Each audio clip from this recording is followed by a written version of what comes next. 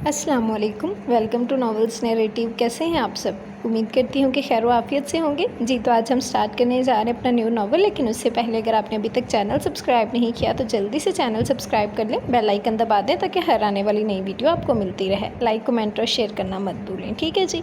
तो आज जो हम नॉवल स्टार्ट करने जा रहे हैं बहुत ही मज़े का नॉवल है, बहुत कमाल की स्टोरी है। मेरा तो पर्सनली ये फेवरेट नॉवल है, यकीनन आप लोगों को भी पसंद आएगा। तो अगर हम नॉवल के बारे में बात करें तो नॉवल जो है वो कज़न मैरिज बेस्ड है, रूड हीरो बेस्ड है, इनोसेंट शरारती सी हीरोइन बेस्ड है और फैमिली बेस्ड है, कज़न्स की नोक झोंक बेस्ड है, कुछ फ़नी भी है और कुछ रोमांस भी है, सब कुछ है। आपको यकीनन अच्छा लगेगा। बहुत ही कमाल की स्टोरी है, बहुत मज़े का नॉवल है।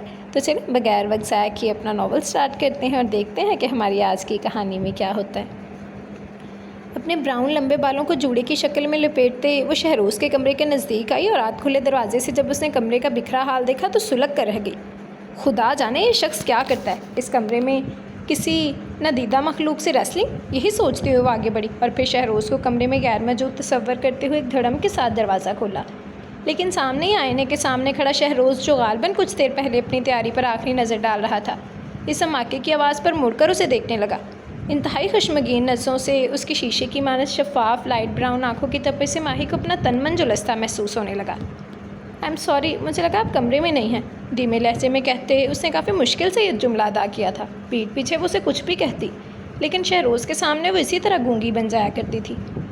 कहना क्या चाहती हो तुम? कारदार लहजे में कहते हुए नब्बे तले कदम उठाता उसके करीब आकर रुका था। मेरी गैर मौजूदगी का ये मतलब है कि तुम किसी रस्सी तोड़ाए जानवर की तरह सामने हर चीज़ को तहस नहस कर दो? और करती हो तो करो, लेकिन मेरे कमरे में अपना ये जंगलीपन ना ही दिखाओ तो बेहतर है, चाहे मैं मौजूद हूँ या ना हूँ। एक एक लफ्ज़ पर जोर देता वो उस पर अपने अल्फाज का असर देखने लगा। उसका चेहरा इस कदर इंसल्ट पर सुर्ख पड़ गया था, वो होंठ बिंचे खड़ी रही। वो जब चला गया तब भी ना जाने कितनी देर तक इस तौहीन का असर ज़ायल करने की नाकाम सी कोशिश में कमरे की हालत ज़ार देखते हुए इसने गहरा सांस लिया तो सांसों में इस क्लॉन की महक भी उतर आई जो शहरोज़ को हमा वक्त अपने हिसार में लिए रखती थी। शहरोज़ का ख्याल आते ही नफ़रत की एक लहर सी दिल में उठी थी। समझ में नहीं आता कोई इंसान इस हद तक जलील कैसे हो सकता है। ये कहते हुए माहीन अपना तमाम तर गुस्सा लेकर किचन में चली आई, जहाँ नरमीन और सुमन दोपहर के खाने की तैयारियाँ कर रही थी। क्यों, अब किसने मूड ख़राब कर दिया मैडम का? सुमन ने चौंक कर पूछा। इस घर में दो ही बंदे हैं जिनसे मुझे बेजारी की हद तक चिढ़ है। वो ठंडे पानी की बोतल लेकर स्टूल पर आ बैठी थी। एक फ़िज़ा और दूसरा शहरोज़। पानी गटागट चढ़ाते उससे अपना गुस्सा कम करने की कोशिश की। मैं उसके कमरे की सफाई अब तो मरकर भी ना करूं। उसके इतना सुनाने के बाद खौलन कम होने में ही नहीं आ रही थी और इधर सुमन उछल पड़ी थी उसकी बात पर। क्या तुम फ़िज़ा के कमरे की सफाई करने गई थी? आप भी सुना आपने इसने क्या कहा? अब के सुमन ने नरमीन को मुखातिब किया था। ये मोहतरमा फ़िज़ा के कमरे की सफाई करने गई थी, है ना ये एक तारीख़ी वाक़या? वो भरपूर हैरानगी से कह रही थी और माही बेहद ज़बत से उसकी बात सुनते हुए सिर्फ उसे घूरने पर इक्तफ़ा कर रही थी। भाई उसकी और फ़िज़ा की दोस्ती पर तो मुझे कभी भी शक नहीं रहा। छोटी मोटी लड़ाइयाँ तो होती ही रहती हैं। दही फैटते हुए नरमीन का लहजा बड़ा बेनियाज सा था। माही नए सिरे से सुलग गई। अरे क्या मुसीबत है, मेरी पूरी बात तो सुन लीजिए पहले। मैं फ़िज़ा की नहीं शहरोज़ के कमरे की सफाई करने गई थी। किसी पागल कुत्ते ने नहीं काटा मुझे कि फ़िज़ा का कोई काम करूँगी। वो तो किसी मरते को पानी तक ना दे। उसे गुस्से के बावजूद वजाहत पूरी दी थी। अच्छा तो यूँ कहो ना, नरमीन ने सर हिलाया। वैसे शहरोज़ ने तुम्हें क्यों सुनाया? दरअसल मैंने उसके कमरे का दरवाज़ा ज़रा ज़ोर से खोल दिया था। उसने कदरे पस्त लहजे में अपनी गलती बताई, लेकिन दूसरे ही लम्हे उस पर पर्दा डालते हुए बोली। तो इसमें कौन सी बड़ी बात थी? वो खुद भी ऐसा ही करता है। अगर मैंने कर लिया तो बस करो माही। वो आगे कुछ और कहती, लेकिन नरमीन ने बीच में ही उसे टोक दिया था। बजाय अपनी गलती मानने के तुम उसे ही कसूरवार ठहरा रही हो। धमाके के साथ दरवाज़ा खोलने और बंद करने पर तो तुम्हें अम्मी से भी कई बार डांट पड़ चुकी है। इतनी बड़ी हो गई हो तुम, मगर ज़रा भी अकल नहीं आई। ताई सही कहती हैं, तुम अगर नानी दादी भी बन जाओ ना तब भी तुम्हारे यही रंग डंग रहेंगे। बरहमी से कहते नरमीन ने उसे अच्छा खासा लुटा डाला था। माही तो शौक के आलम में मुँह खोले उसे देखती रह गई। सुमन हंसने लगी उसकी कैफियत पर। वाह, आपने तो इसकी बोलती ही बंद कर दी। तुम तो चुप करो। सुमन को हंसते देखकर वो मज़ीद जल गई थी। और आप अब उस अकड़ू बददिमाग के लिए मुझे डांट रही हैं? आप जानती हैं उसे मेरी कितनी इंसल्ट की। शहरोज़ की बातों से ज़्यादा उसे नरमीन की डांट का सदमा हुआ था। मैं उसके लिए तुम्हें नहीं डांट रही हूँ, बल्कि मैं तुम्हें तुम्हारी गलती बता रही हूँ, नरमीन ने उसे समझाया। अब देखो तुम उसका कमरा सेट किए बिना ही नीचे आ गई हो। हालांकि तुम जानती हो कि ताई हमेशा तुम्हें ही क्यों कहती हैं इस काम के लिए, क्योंकि तुम्हारे सिवा अगर कोई और इसका कमरा सेट करे तो वो हंगामा मचा देता है कि उसकी चीज़ें उलट पलट कर दी गई हैं। और ابھی پلیز، اس کے لہجے میں ناگواری آ گئی۔ مجھے کوئی پرواہ نہیں ہے، شہروز ہنگامہ مچائے یا قیامت ڈھائے، اب تو میں اس کے کمرے میں قدم بھی نہیں رکھوں گی، اور رہی بات تائی کی تو میں انہیں بھی انفارم کر دوں گی تاکہ آئندہ وہ مجھے اس کا کام نہ ہی کہیں۔ اس نے اپنا حتمی فیصلہ سنایا اور باہر نکل گئی۔ نرمین نے گہری سانس لے کر سمن کو دیکھا تھا۔ تمہیں نہیں لگتا اس نے شہروز کا ریکارڈ توڑ دیا بد دماغی اور ہٹ درمی میں؟ اب بالکل صحیح کہہ رہی ہیں، یہ تو ہمیشہ سے اس سے دو ہاتھ آگے ہی رہی ہے، سمن نے پرزور تائید کی تھی۔ اس بڑے اور خوبصورت سے گھر میں اماں بھی اپنے 3 بیٹوں کے ساتھ رہتی تھیں۔ شہروز خان ان کا اکلوتا پوتا تھا، اور وقار خان کا بڑی منتوں مرادوں کے بعد پیدا ہونے والا اکلوتا بیٹا۔ اس کی اہمیت اس لیے بھی زیادہ تھی کہ اماں بھی کے چھوٹے دونوں ہی بیٹوں کو اللہ تعالیٰ نے اولاد نورینہ سے محروم رکھا تھا۔ افتخار خان کی 2 بیٹیاں تھیں، ماہین اور نرمین، اور اظہار خان کا اللہ تعالیٰ نے خوب ہی رحمت سے نوازا تھا، یعنی 4 بیٹیوں کے باپ تھے۔ شہروز کی بھی 3 بہنیں تھیں، 2 تو شادی شدہ تھیں اور چھوٹی اقرا جو بھی صرف میٹرک کی اسٹوڈنٹ تھی۔ اب اتنی ساری لڑکیوں کے بیچ واحد لڑکا ہونے پر جو اس کی اہمیت تھی اسے کوئی جٹلا نہیں سکتا تھا۔ اماں بھی اس سے بے انتہا پیار کرتی تھی۔ جتنا لاڈ انہوں نے شہروز سے کیا تھا اس کا 1/4 حصہ بھی پوتیوں کو نہیں دے پائی تھی۔ ماں باپ کا پیارا تو وہ تھا ہی، لیکن افتخار اور اظہار نے بھی کبھی اسے بھتیجا نہیں سمجھا تھا، بلکہ شاید وہ اپنی بیٹیوں سے بھی اتنا پیار نہیں کرتے تھے جتنا پیار انہیں شہروز سے تھا۔ جہاں کسی کو اتنی توجہ اور پیار ملے وہاں دماغ میں کوئی خناس نہ سمائے، یہ ناممکن سی بات ہے۔ اسی لیے شہروز کے مزاج میں بھی خود سری اور اکھڑ پن آ گیا تھا۔ وہ بے پناہ خوبرو تھا، ذہانت کی دولت سے مالا مال تھا، اس پر اس کی ڈریسنگ، اس کا ایٹیٹیوڈ غضب کا تھا، وہ جہاں بھی جاتا مرکز نکاح بن جاتا تھا۔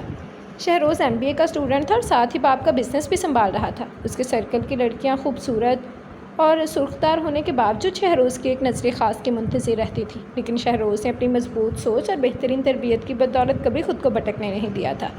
خود سر ہونے کے باوجود اس نے اپنے مذہب اور معاشرے کی متعین کردہ حدود سے تجاوز کرنے کی کوشش نہیں کی تھی۔ حد تو یہ تھی کہ وہ اپنی کزن سے بھی زیادہ بات چیت کرنے سے گریز کرتا تھا۔ نرمین، سمن اور زویا وغیرہ تو اس کا مزاج سمجھتی تھیں، لیکن ماہی کو اس سے شدید قسم کی چڑ تھی، بلکہ اسے جیلسی کہنا زیادہ مناسب ہوگا۔ بچپن سے وہ اسے جتنی اہمیت ملتے دیکھ رہی تھی، اس پر شہروز کا اکھڑ رویہ، خصوصاً ماہی سے بات کرتے ہوئے، تو وہ کچھ زیادہ ہی روڈ ہو جاتا تھا۔ اسی لیے ہر گزرتے دن کے ساتھ ماہی کے دل میں اس کے لیے بیزاری بڑھتی جا رہی تھی، اور یہ بیزاری نفرت میں بدل جاتی اور جذبات احساسات میں تبدیلی اب ناگزیر ہوتی جا رہی تھی۔ لیکن نہ ماہی جانتی تھی اور نہ ہی شہروز کو علم تھا کہ یہ تبدیلی اتنی جلدی ان کی زندگیاں بدل کے رکھ دے گی۔ کیا مصیبت ہے، اس کمبخت لائٹ کو بھی ابھی ہی جانا تھا، اتنی اچھی نیند آ رہی تھی قسم سے۔ ابھی کچھ دیر پہلے ہی تو وہ سونے کے لیے لیٹی تھی، ایسے میں لائٹ کے جانے پر وہ لاؤنج میں آ کر بآواز بلند سب کو سنا رہی تھی۔ ان کے ESC والوں کو رحم بھی نہیں آتا، بجلی دن میں جائے رات میں جائے، لیکن کم از کم سے بڑی دوپہر میں تو نہ جائے۔ لیکن عین سب کے آرام کا وقت ہو، چین کی 2 گھڑیاں بھی نصیب نہیں ہونے دیتے یہ منحوس۔ صوفے پر سمن کے پاس بیٹھتے ہوئے اس نے اس کا کندھا ہلایا تھا۔ فضا پاس ہی چہرے پر کوئی ماسک لگائے بیٹھی تھی، ہمیشہ کی طرح اپنے حسن کی حفاظت کی فکر میں غلطاں۔ تمہیں سونے کے علاوہ اور کوئی کام نہیں ہے؟ جب دیکھو سونے کا رونا۔ سمن نے اٹھ کر اس کے پیر پر چٹکی کاٹی، اس نے فوراً کراہ کر پیر سمیٹ لیے تھے۔ سونا بھی تو ایک کام ہی ہے نا، اور اب یہ خود ہی کہے گی کہ میری زندگی میں تو صرف 2 ہی کام ہیں، ایک سونا اور دوسرا ٹھونسنا۔ بات ماہی کے سونے کی چل نکلی تھی، یہ کیسے ممکن تھا فضا دخل نہ دیتی؟ تم نے یہ جو علم غلم چہرے پر تھوپ رکھا ہے، کوئی منجن ٹوتھ پیسٹ اپنے منہ میں بھی ٹھونس لیتی، تھوڑی دیر کے لیے صحیح تمہارا منہ تو بند رہتا۔ ماہی جل گئی تھی، سمن کو ہنسی آ گئی تھی۔ لگتا ہے گرمی دماغ کو چڑھنے لگی ہے۔ ہاں، اب مجھے بھی ایسا ہی لگنے لگا ہے، کہا بھی تھا ابو سے جنریٹر ٹھیک کروا لیں، اب اس شدید گرمی اور اس پر لوڈ شیڈنگ کا عذاب جینا مشکل ہو گیا ہے۔ کاش برف پوش وادی میں پیدا ہوئی ہوتی، جہاں سالہ سال برف ہی برستی رہتی۔ اس نے یاسیت بھرے لہجے میں اپنی خواہش بیان کی تھی۔ یہ گرمی موسم کی نہیں، تمہارے مال کی ہے۔ تم کسی برف پوش وادی میں بھی پیدا ہوئی ہوتی تو وہ جگہ بھی سبی بن جاتی تمہاری موجودگی کے باعث۔ فضا نے اس پر چوٹ کی۔ ماہی کچھ کہنے کے لیے منہ کھولنے ہی لگی تھی کہ زوہا چلی آئی تھی۔ چلو بھائی ماہی اٹھو، تائی کہہ رہی ہیں سب کے لیے ٹھنڈا ٹھار شربت بنا لاؤ۔ اس نے بیجان کے کمرے سے آ کر یہ آرڈر جاری کیا تھا۔ ماہی کو افسوس ہونے لگا کہ اب اس کے آنے سے پہلے ہی کہیں غائب کیوں نہ ہو گئی تھی۔ کیا ہے یار، تائی نے کیا میرے پیچھے اپنے موکل چھوڑ رکھے ہیں، جنہیں میرے ایک ایک پل کی خبر مل جاتی ہے؟ اب انہیں یہ بھی پتہ چل گیا کہ میں جاگ رہی ہوں اور لاؤنج میں بھی آ چکی ہوں۔ اس کی بیزاری اپنے عروج پر پہنچ گئی تھی، اور ہر کام کے لیے انہیں میں ہی یاد آتی ہوں۔ جب وہ تمہارے ذریعے مجھے کام کہلوا سکتی ہیں تو تمہیں ہی کہہ دیا ہوتا۔ ہاں کہہ سکتی تھی، لیکن کل میرا ٹیسٹ ہے اور ابھی مجھے اس کی تیاری کرنی ہے۔ زوہا اسے چڑھاتے ہوئے کاؤچ پر بیٹھ گئی تھی۔ اصل میں ماہی تم سمجھ نہیں رہی ہو، تائی تمہیں ٹرین کرنا چاہ رہی ہیں۔ سمن نے اپنا خیال کافی پروسوک انداز میں بتایا تھا۔ وہ چونک گئی تھی۔ لو، مجھے ٹرین کر کے انہیں کیا ملے گا؟ تمہارے سسرال والوں کی دعائیں، زوہا روحانس۔ تمہارے سسرال والوں کی دعائیں۔ زوہا ہنسی تھی۔ تمہیں پتہ ہے میں کچھ اور سوچ رہی ہوں؟ سمن سنجیدہ ہو گئی تھی۔ تم لوگوں نے کبھی غور نہیں کیا تائی جی ہر کام کے لیے اسے ہی کیوں پکارتی ہیں؟ ہر چھوٹے سے چھوٹا اور بڑے سے بڑا کام ان کا، اور بالخصوص شہروز کا۔ اب چاہے ماہی اپنے پھوڑپن میں اس کام کا بیڑا غرق کر دے، تائی جی سے پکڑ کر وہ کام کرائیں گی۔ ان کا بس نہیں چل پاتا وہ سب کچھ اسے گھول کر پلا دیں۔ سمن نے جس انداز میں بات کی وہ دونوں چونک گئی تھیں۔ فضا جو منہ دھونے کے لیے اٹھنے لگی تھی وہ بھی دلچسپی محسوس کر کے پھر سے بیٹھ گئی تھی۔ چلو مان لیا کہ تائی کے ذہن میں ایسا کچھ ہے، لیکن شہروز وہ کیا سوچتا ہوگا؟ سویا نے نکتہ اٹھایا تھا۔ میرا مطلب ہے اس کے ایکشنز، اس کے انٹینشنز دیکھ کر یہ نہیں لگتا کہ وہ جو ہر معاملے میں صرف اپنے من کی کرتا ہے۔ کیا وہ اس کے ارے بہاڑ میں گئے شہروز کے خیالات۔ ماہی نے بھڑک کر اس کی بات کاٹی تھی۔ پہلے مجھ سے سن لو میں کیا سوچتی ہوں۔ میری زندگی میں 2 مصیبتوں کے لیے کوئی جگہ نہیں ہے، ایک شادی اور دوسرا شہروز۔ لو اس کے 2 کا پہاڑا پھر شروع ہو گیا۔ سمن نے سر تھام لیا تھا۔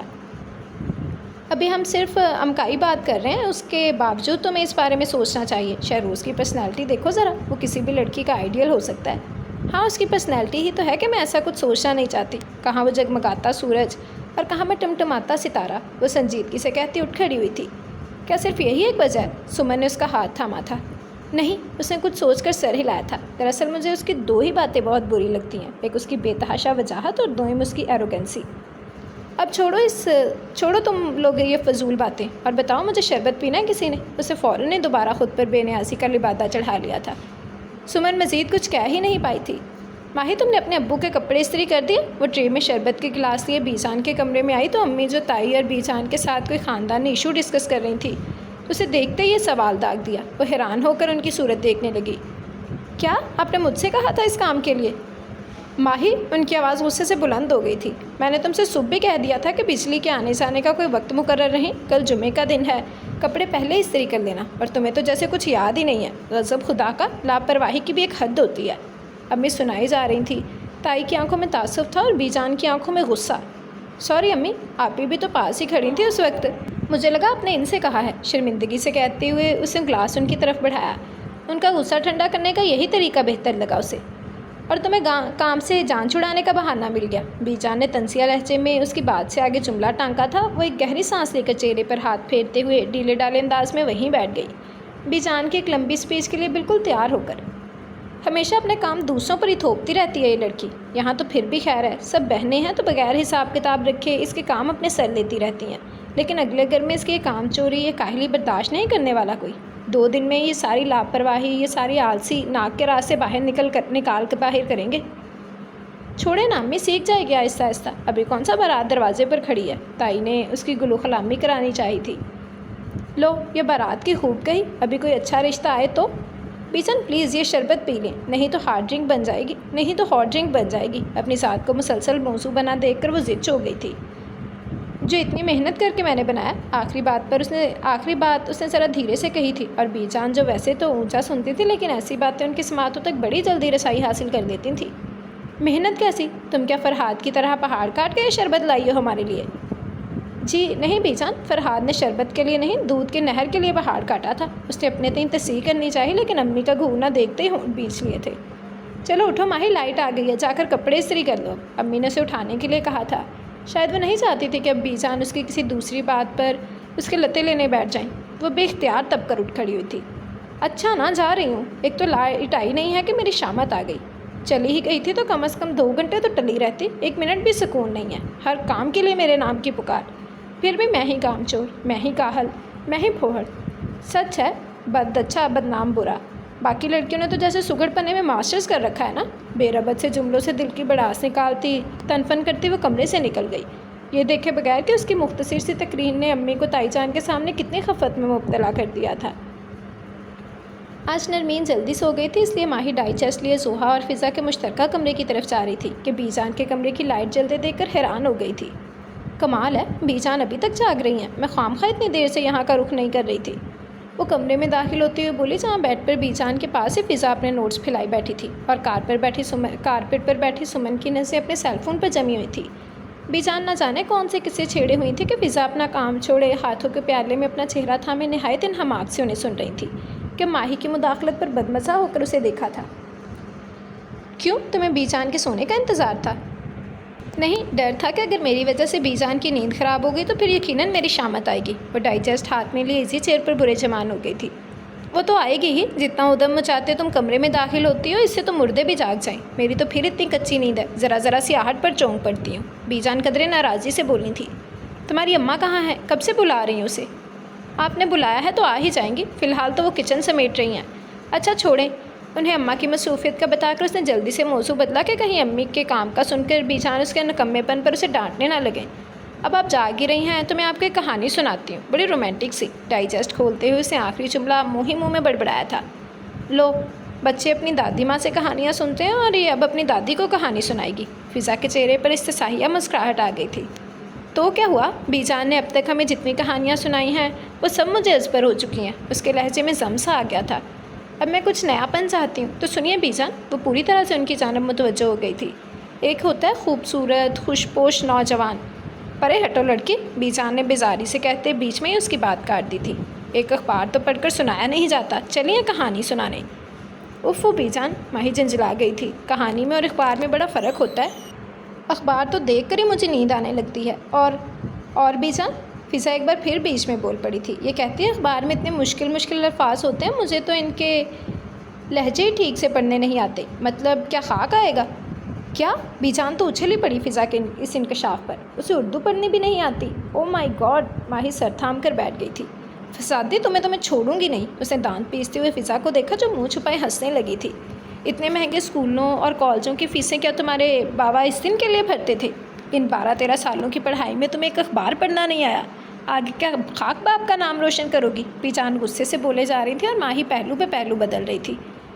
ایک وہ ڈاکٹرنی صاحبہ ہے، ڈاکٹری پڑھ رہی ہے، مگر نزلہ زکام کا علاج کرنا نہیں آیا ہمارا۔ سر درد کے لیے بھی کوئی دوا تشخیص کرنے سے پہلے ڈاکٹر کا نسخہ درکار ہوگا اسے۔ ان کا اشارہ زویا کی طرف تھا۔ لیکن بی جان، وہ تو ابھی صرف میڈیکل کے دوسرے سال میں ہے۔ سمن نے فوراً زویا کا دفاع کیا تھا۔ اور کیا بی جان؟ ماہی بھی موقع پاتے ہی بول پڑی تھی۔ یہ فضا تو بکواس کر رہی ہے، مجھے اخبار پڑھنا آتا ہے قسم سے، اور دیکھیے گا کل سے روز میں ہی آپ کو اخبار پڑھ کر سنایا کروں گی۔ نہ چاہتے ہوئے بھی صرف بی جان پر یہ ثابت کرنے کے لیے کہ اسے اردو پڑھنی آتی ہے، اس نے یہ بور ذمہ داری اٹھانے کی حامی بھر لی تھی۔ حالانکہ یہ کام صبح جاگنگ سے واپس آنے کے بعد شہروز کیا کرتا تھا۔ رہنے دو، کچھ آتا جاتا تو ہے نہیں۔ خیر، کچھ کی کچھ بنا دو گی اپنی ناسمجھی کے باعث۔ بی جان پوری طرح فضا کی بات کو سچ مان چکی تھی۔ ماہی نے ایک بار پھر جی بھر کے فضا کو گالیاں دی۔ اسی وقت امی کمرے میں داخل ہوئی تھی۔ کل ماموں کی فیملی نرمین کی شادی کی تاریخ رکھنے آنے والی تھی، کیونکہ نرمین نے بہو بن کر انہی کے گھر جانا تھا۔ امی اس سلسلے میں بی جان سے بات کرنے آئی تھی۔ بات کا رخ پلٹا تو ماہی نے شکر کا کلمہ پڑھا تھا۔ اپنی جان چھوٹتے ہی اس کی توجہ سمن کی طرف ہوئی تھی۔ یہ تم کیا کر رہی ہو اتنی دیر سے؟ موبائل کے بٹن بھی گھسا دیا اور اپنی انگلیاں بھی۔ باتیں کر رہی ہو کا شان سے؟ اس نے ایک شرمیلی مسکراہٹ کے ساتھ اپنے منگیتر کا نام لیا، جو کہ اس کا خالہ زاد بھی تھا۔ او ہو، تم مزے ہیں جناب کے، ماہی نے معنی خیزی سے سر ہلایا تھا۔ بی جان کو بتا کر تمہاری شامت بلواؤں ابھی؟ کیسے بے شرمی سے اپنے ہونے والے شوہر سے باتیں کر رہی ہو بذریعہ SMS؟ فار گاڈ سیک، سمن نے گھبرا کر ہاتھ جوڑے تھے۔ کیوں؟ نیا ڈبونے پر تلی ہوئی ہو؟ تمہاری بہن نے جو نیا ڈبوئی ہے وہ، ماہی نے جل کر کہا تھا۔ تو اس کی کوئی کمزوری پکڑو نا، مجھ بیچاری نے تمہارا کیا بگاڑا ہے؟ سمن نے کچھ ایسی مسکینی سے کہا کہ ماہی کو ہنسی آ گئی تھی۔ امی بی جان سے ڈسکشن کر کے جا چکی تھی کہ باہر سے شہروز کی باتیں کرنے کی آواز سنائی دی۔ شہروز اس وقت نیچے کیا کر رہا ہے؟ ماہی حیرت سے بڑبڑائی۔ ابھی اس کی حیرت کم نہیں ہوئی تھی کہ وہ اندر داخل ہوا۔ ارے شہروز، تم ابھی تک سوئی نہیں بیٹا؟ بی جان نے اسے دیکھتے ہی کہا۔ نہیں اماں، کمپیوٹر پر کچھ کام تھا مجھے، دوست کا فون آیا تو بیٹری لو ہونے کی وجہ سے بیچ میں ہی سیل آف ہو گیا۔ انہیں تفصیل بتاتے ہوئے وہ اس کی طرف پلٹا تھا۔ میرے موبائل کا چارجر کہاں رکھ دیا تم نے؟ اسے یہ سوال پوچھ کر گویا اپنے یہاں آنے کی وجہ بھی جتا دی تھی۔ ماہی خاموشی سے اسے دیکھ رہی تھی۔ ڈو جینز اور وائٹ بنیان میں اس کا دراز قد اور کثرتی جسم اور بھی نمایاں تھا۔ اس کے سونے کی سی رنگت، اس کے خوبصورت پرتمکنت خد و خال، بادامی آنکھوں میں ہلکی ہلکی ابھرتی سرخی، وہ کسی یونانی دیومالائی داستان کا کوئی دیوتا معلوم ہوتا تھا جو مجسم روپ دھار کر سامنے آ کھڑا ہوا ہو۔ ایسے کیا دیکھ رہی ہو؟ میں تم سے اپنے چارجر کے بارے میں پوچھ رہا ہوں۔ اس کی طرف سے کوئی جواب نہ پا کر وہ چڑ گیا تھا۔ ایک تو اماں یہ لڑکی بنا جب بھی میرے کمرے میں آتی ہے چیزیں الٹ پلٹ کر رکھ دیتی ہے۔ شہروز کی اس بات نے تو اسے سلگا کر رکھ دیا تھا۔ کچھ دیر پہلے اسے دیکھتے ہوئے جو خود فراموشی کی کیفیت اس پر طاری ہوئی تھی، اب اس کی جگہ غصے نے لے لی تھی۔ مطلب کیا ہے آپ کا؟ میں آپ کی چیزیں الٹ پلٹ کر رکھتی ہوں؟ ارے آپ کو تو میرا احسان مند ہونا چاہیے، جس دن سے میں آپ کے کمرے کی صفائی نہ کروں نا، اس دن ایسا ہوتا ہے اور آج بھی آپ کے ذلیل کرنے کے بعد میں نے آپ کے کمرے میں قدم بھی نہیں رکھا۔ مجھے نہیں پتہ آپ کا چارجر کہاں ہے، اور خدا کرے کہ کبھی بھی نہ ملے۔ میں لعنت بھیجتی ہوں آپ کے چارجر پر بھی اور آپ کے کمرے پر بھی۔ اپنے دل کی بڑاس نکال کر وہ خاموش ہوئی تو سب اس کی جانب دیکھ رہے تھے۔ سب سے زیادہ الجھن شہروز کی آنکھوں میں تیر رہی تھی۔ شرم و حیا گھول کر پی گئی ہو ماہی؟ بی جان نے حیرت کے جھٹکے سے خود کو جلدی سے سنبھال لیا تھا۔ اور تو کوئی سلیقہ ہے نہیں، اب کیا بولنے کا ڈنگ بھی بھولتی جا رہی ہو؟ آئی کہاں سے ہے تمہارے منہ میں یہ گزبر زبان؟ رہنے دیجیے اماں، اس کی ذہنی حالت مجھے کچھ ٹھیک نہیں لگتی، ہلکی سی مسکراہٹ سے کہتا وہ مزید اس کی جان جلا گیا۔ اور ماہی پیر پٹکتی باہر نکل آئی تھی۔ اپنے کمرے میں بھی آ کر وہ سوچ رہی تھی، لیکن خیر کوئی بات نہیں، میں نے بھی تو دل کا غبار نکال ہی لیا نا، بس بہت کر چکی میں اس کا لحاظ، اب اگر یہ مجھے ایک سنائے گا تو بدلے میں اسے بھی سننی پڑے گی۔ میں بھی کسی کا ادھار رکھنے والوں میں سے نہیں ہوں، دماغ ٹھکانے نہ لگا دیا تو میرا نام بھی مہین افتخار نہیں۔ منہ پر تکیہ رکھتے اس نے خود سے عہد کیا تھا۔ صبح اس کی آنکھ خاصی دیر سے کھلی تھی، بلکہ اب بھی نہ کھلتی اگر امی نے اس پر سے کمبل کھینچ کر پانی پھینکنے کی دھمکی نہ دی ہوتی۔ اس سے پہلے کہ وہ واقعی اپنی دھمکی پر عمل درآمد کر گزرتی، اس نے جلدی سے بستر چھوڑ کر واش روم کا رخ کیا تھا۔ منہ ہاتھ دھو کر وہ کچن میں آئی تو وہاں تائی جی کے ساتھ زویا کو بھی موجود پایا تھا۔ کیا بات ہے، مستقبل کی ڈاکٹر صاحبہ کچن سنبھال رہی ہیں؟ کچن ٹیبل کی کرسی گھسیٹ کر بیٹھتے ہوئے اس نے بآواز بلند کہا تھا۔ یہ صرف ڈاکٹر ہی نہیں، مستقبل کی بیوی اور بہو بھی ہے، وہ بھی سفینہ جیسی عورت کی، جو کبھی بھی ملازمہ رکھنے کی قائل نہیں رہی۔ تائی نے اپنی نند یعنی کہ ان کی پھپھو کا نام لیا، جن کے بیٹے سیف سے زویا کا رشتہ طے ہو چکا تھا۔ جی ہاں، ہمارے خاندان میں دو ہی تو چیزیں مشہور ہیں پھپھو کی، ایک ان کی دولت اور دوسری ان کی کنجوسی۔ ماہی نے جس بے نیازی سے کہا، زویا بے اختیار ہنس پڑی تھی۔ تائی نے بنا کچھ کہے تنبیہی نگاہوں سے اسے گھورا تھا۔ تو اور کیا تائی جی، اتنا پیسہ ہونے کے باوجود اپنی سہولت کے لیے کوئی ملازمہ تک نہ رکھے، ایسا انسان کنجوس ہی ہوا نا؟ وہ اپنی بات پر بضد تھی۔ بات کنجوسی کی نہیں ہے ماہی، ہر کوئی ملازموں کے کام سے مطمئن نہیں ہوتا اور کسی کے نزدیک وہ قابل بھروسہ نہیں ہوتے۔ پھر آج کل جو حالات ہیں ان میں تو انسان اپنے سائے سے بھی محتاط رہتا ہے کہ کسی انجان بندے کو گھر کے اندر تک رسائی دے دی جائے، وہ بھی بغیر چھان بین کے۔ تائی نے اس کے سامنے ناشتہ رکھتے ہوئے کہا تھا۔ میں تو ان باتوں میں پڑھنے کی قائل ہی نہیں ہوں، ملازمہ رکھتے وقت بھلا کیسے چھان بین؟ گھر کا کام ہی تو کروانا ہوتا ہے، کون سا بیٹی دینی ہوتی ہے کسی کو؟ سلائس کو ترتے ہوئے اس کے انداز میں لاپرواہی تھی۔ اور یہ انڈا ہٹائیے یہاں سے، میں نہیں کھا رہی۔ انڈے سے یاد آیا، تائی جی پیاز کاٹ لوں آملیٹ کے لیے؟ سویا نے ان سے پوچھا۔ نہیں رہنے دو، شہروز کہاں کھاتا ہے انڈا، اسے تو انڈے کی مہک تک سے چڑ ہے۔ تائی نے منع کر دیا۔ زویا نے ایک جتاتی ہوئی نگاہ اس پر ڈالی تھی۔ ماہی تم ناشتہ کر لو، پھر شہروز کو بھی دے آنا۔ وہ بھی سوچ ہی رہی تھی کہ تائی کو اس کی شکل دیکھ کر کوئی کام یاد کیوں نہیں آیا۔ چائے کا ایک بڑا سا گھونٹ بجائے حلق سے اترنے کے اسے کھانسنے پر مجبور کر گیا۔ وہ خود کو کوس رہی تھی اور تائی نے اس کی عجلت پر سر پکڑ لیا تھا۔ کیا ضرورت تھی اتنی جلدی جلدی چائے پینے کی؟ کہیں بھاگی تھوڑی جا رہی تھی؟ ایک سانس میں تو پانی بھی نہیں پینا چاہیے، اور تم نے چائے چڑھا لی۔ تائی میں ٹھیک ہوں، وہ مشکل اپنی کھانسی روکتے ہوئے اس نے کہا تھا۔ چلو اچھا ہے، اب جلدی سے شہروز کو چائے دے آؤ، نہیں تو وہ پھر غصہ کرے گا۔ زویا کے چہرے پر دبی دبی مسکراہٹ تھی، وہ ماہی کی کیفیت سمجھ گئی تھی۔ پلیز تائی، زویا سے کہہ دیجیے نا، اس کے لہجے میں التجا تھی۔ سوری، زویا نے ہاتھ اٹھاتے ہوئے صاف انکار کر دیا تھا۔ میں تو نہانے جا رہی ہوں، پہلے ہی یہاں کھڑے کھڑے حالت خراب ہو گئی ہے۔ تمہیں اوپر جانے میں کیا مسئلہ ہے ماہی؟ تائی نے کچھ حیرت سے پوچھا تو وہ سٹپٹا گئی تھی۔ کوئی مسئلہ نہیں تائی، بس ذرا پیروں میں درد تھا۔ ایک بھونڈا سا بہانہ بناتے ہوئے وہ اٹھ کھڑی ہوئی تھی۔ لو، جوانی میں تمہارا یہ حالت ہے، تمہاری عمر تک پہنچتے پہنچتے تو ہماری عمر تک پہنچتے پہنچتے تو تم بالکل ہی ڈہ جاؤ گی۔ تائی نے اسے ٹرے پکڑائی تھی۔ آپ کی عمر تک پہنچوں گی تب نا، مجھے تو لگتا ہے میں اس سے پہلے ہی اوپر نیچے کے چکر کاٹ کاٹ کر فوت ہو جاؤں گی۔ دل میں بڑبڑاتی وہ اوپر چلی آئی۔ شہروز کو بھی اس نے خوب ہی کوسنے دیے تھے۔ شہروز کا کمرہ ذرا ہٹ کر تھا۔ ہال سے گزرتے اس کی نظر اچانک کے سینٹر ٹیبل پر رکھے ڈائجسٹ پر پڑی تھی۔ اوہ، لگتا ہے اقرا لائی ہے اپنی کسی فرینڈ سے، آ کر دیکھتی ہوں، اسے سوچا اور آگے بڑھ گئی تھی۔ اپنی دھن میں مگر وہ کمرے سے نکلنے والے شہروز کو دیکھ نہیں پائی تھی۔ نتیجتاً ایک زوردار تصادم ہوا۔ اس کے منہ سے نکلنے والی بے ساختہ چیخ، برتنوں کی کھنکھناہٹ، یہ کیا شور کم تھا کہ وہ بھی اس پر چلا اٹھا تھا۔ احمق لڑکی، کبھی تو کوئی کام ڈھنگ سے کر لیا کرو، ایک تو ناشتہ لانے میں اتنی دیر کر دی اور اب ناشتہ لاتے ہی اسے میرے منہ پر دے مارا۔ میں نے اسے آپ کے منہ پر نہیں مارا، وہ تڑپ ہی تو گئی تھی اس الزام پر۔ تائی سنے تو کیا کہتی؟ اور منہ پر مارنا کسے کہتے ہیں؟ جو تھوڑی بہت کسر رہ گئی ہے وہ اب پوری کر لو، تمہارے دل میں کوئی ارمان نہ رہ جائے۔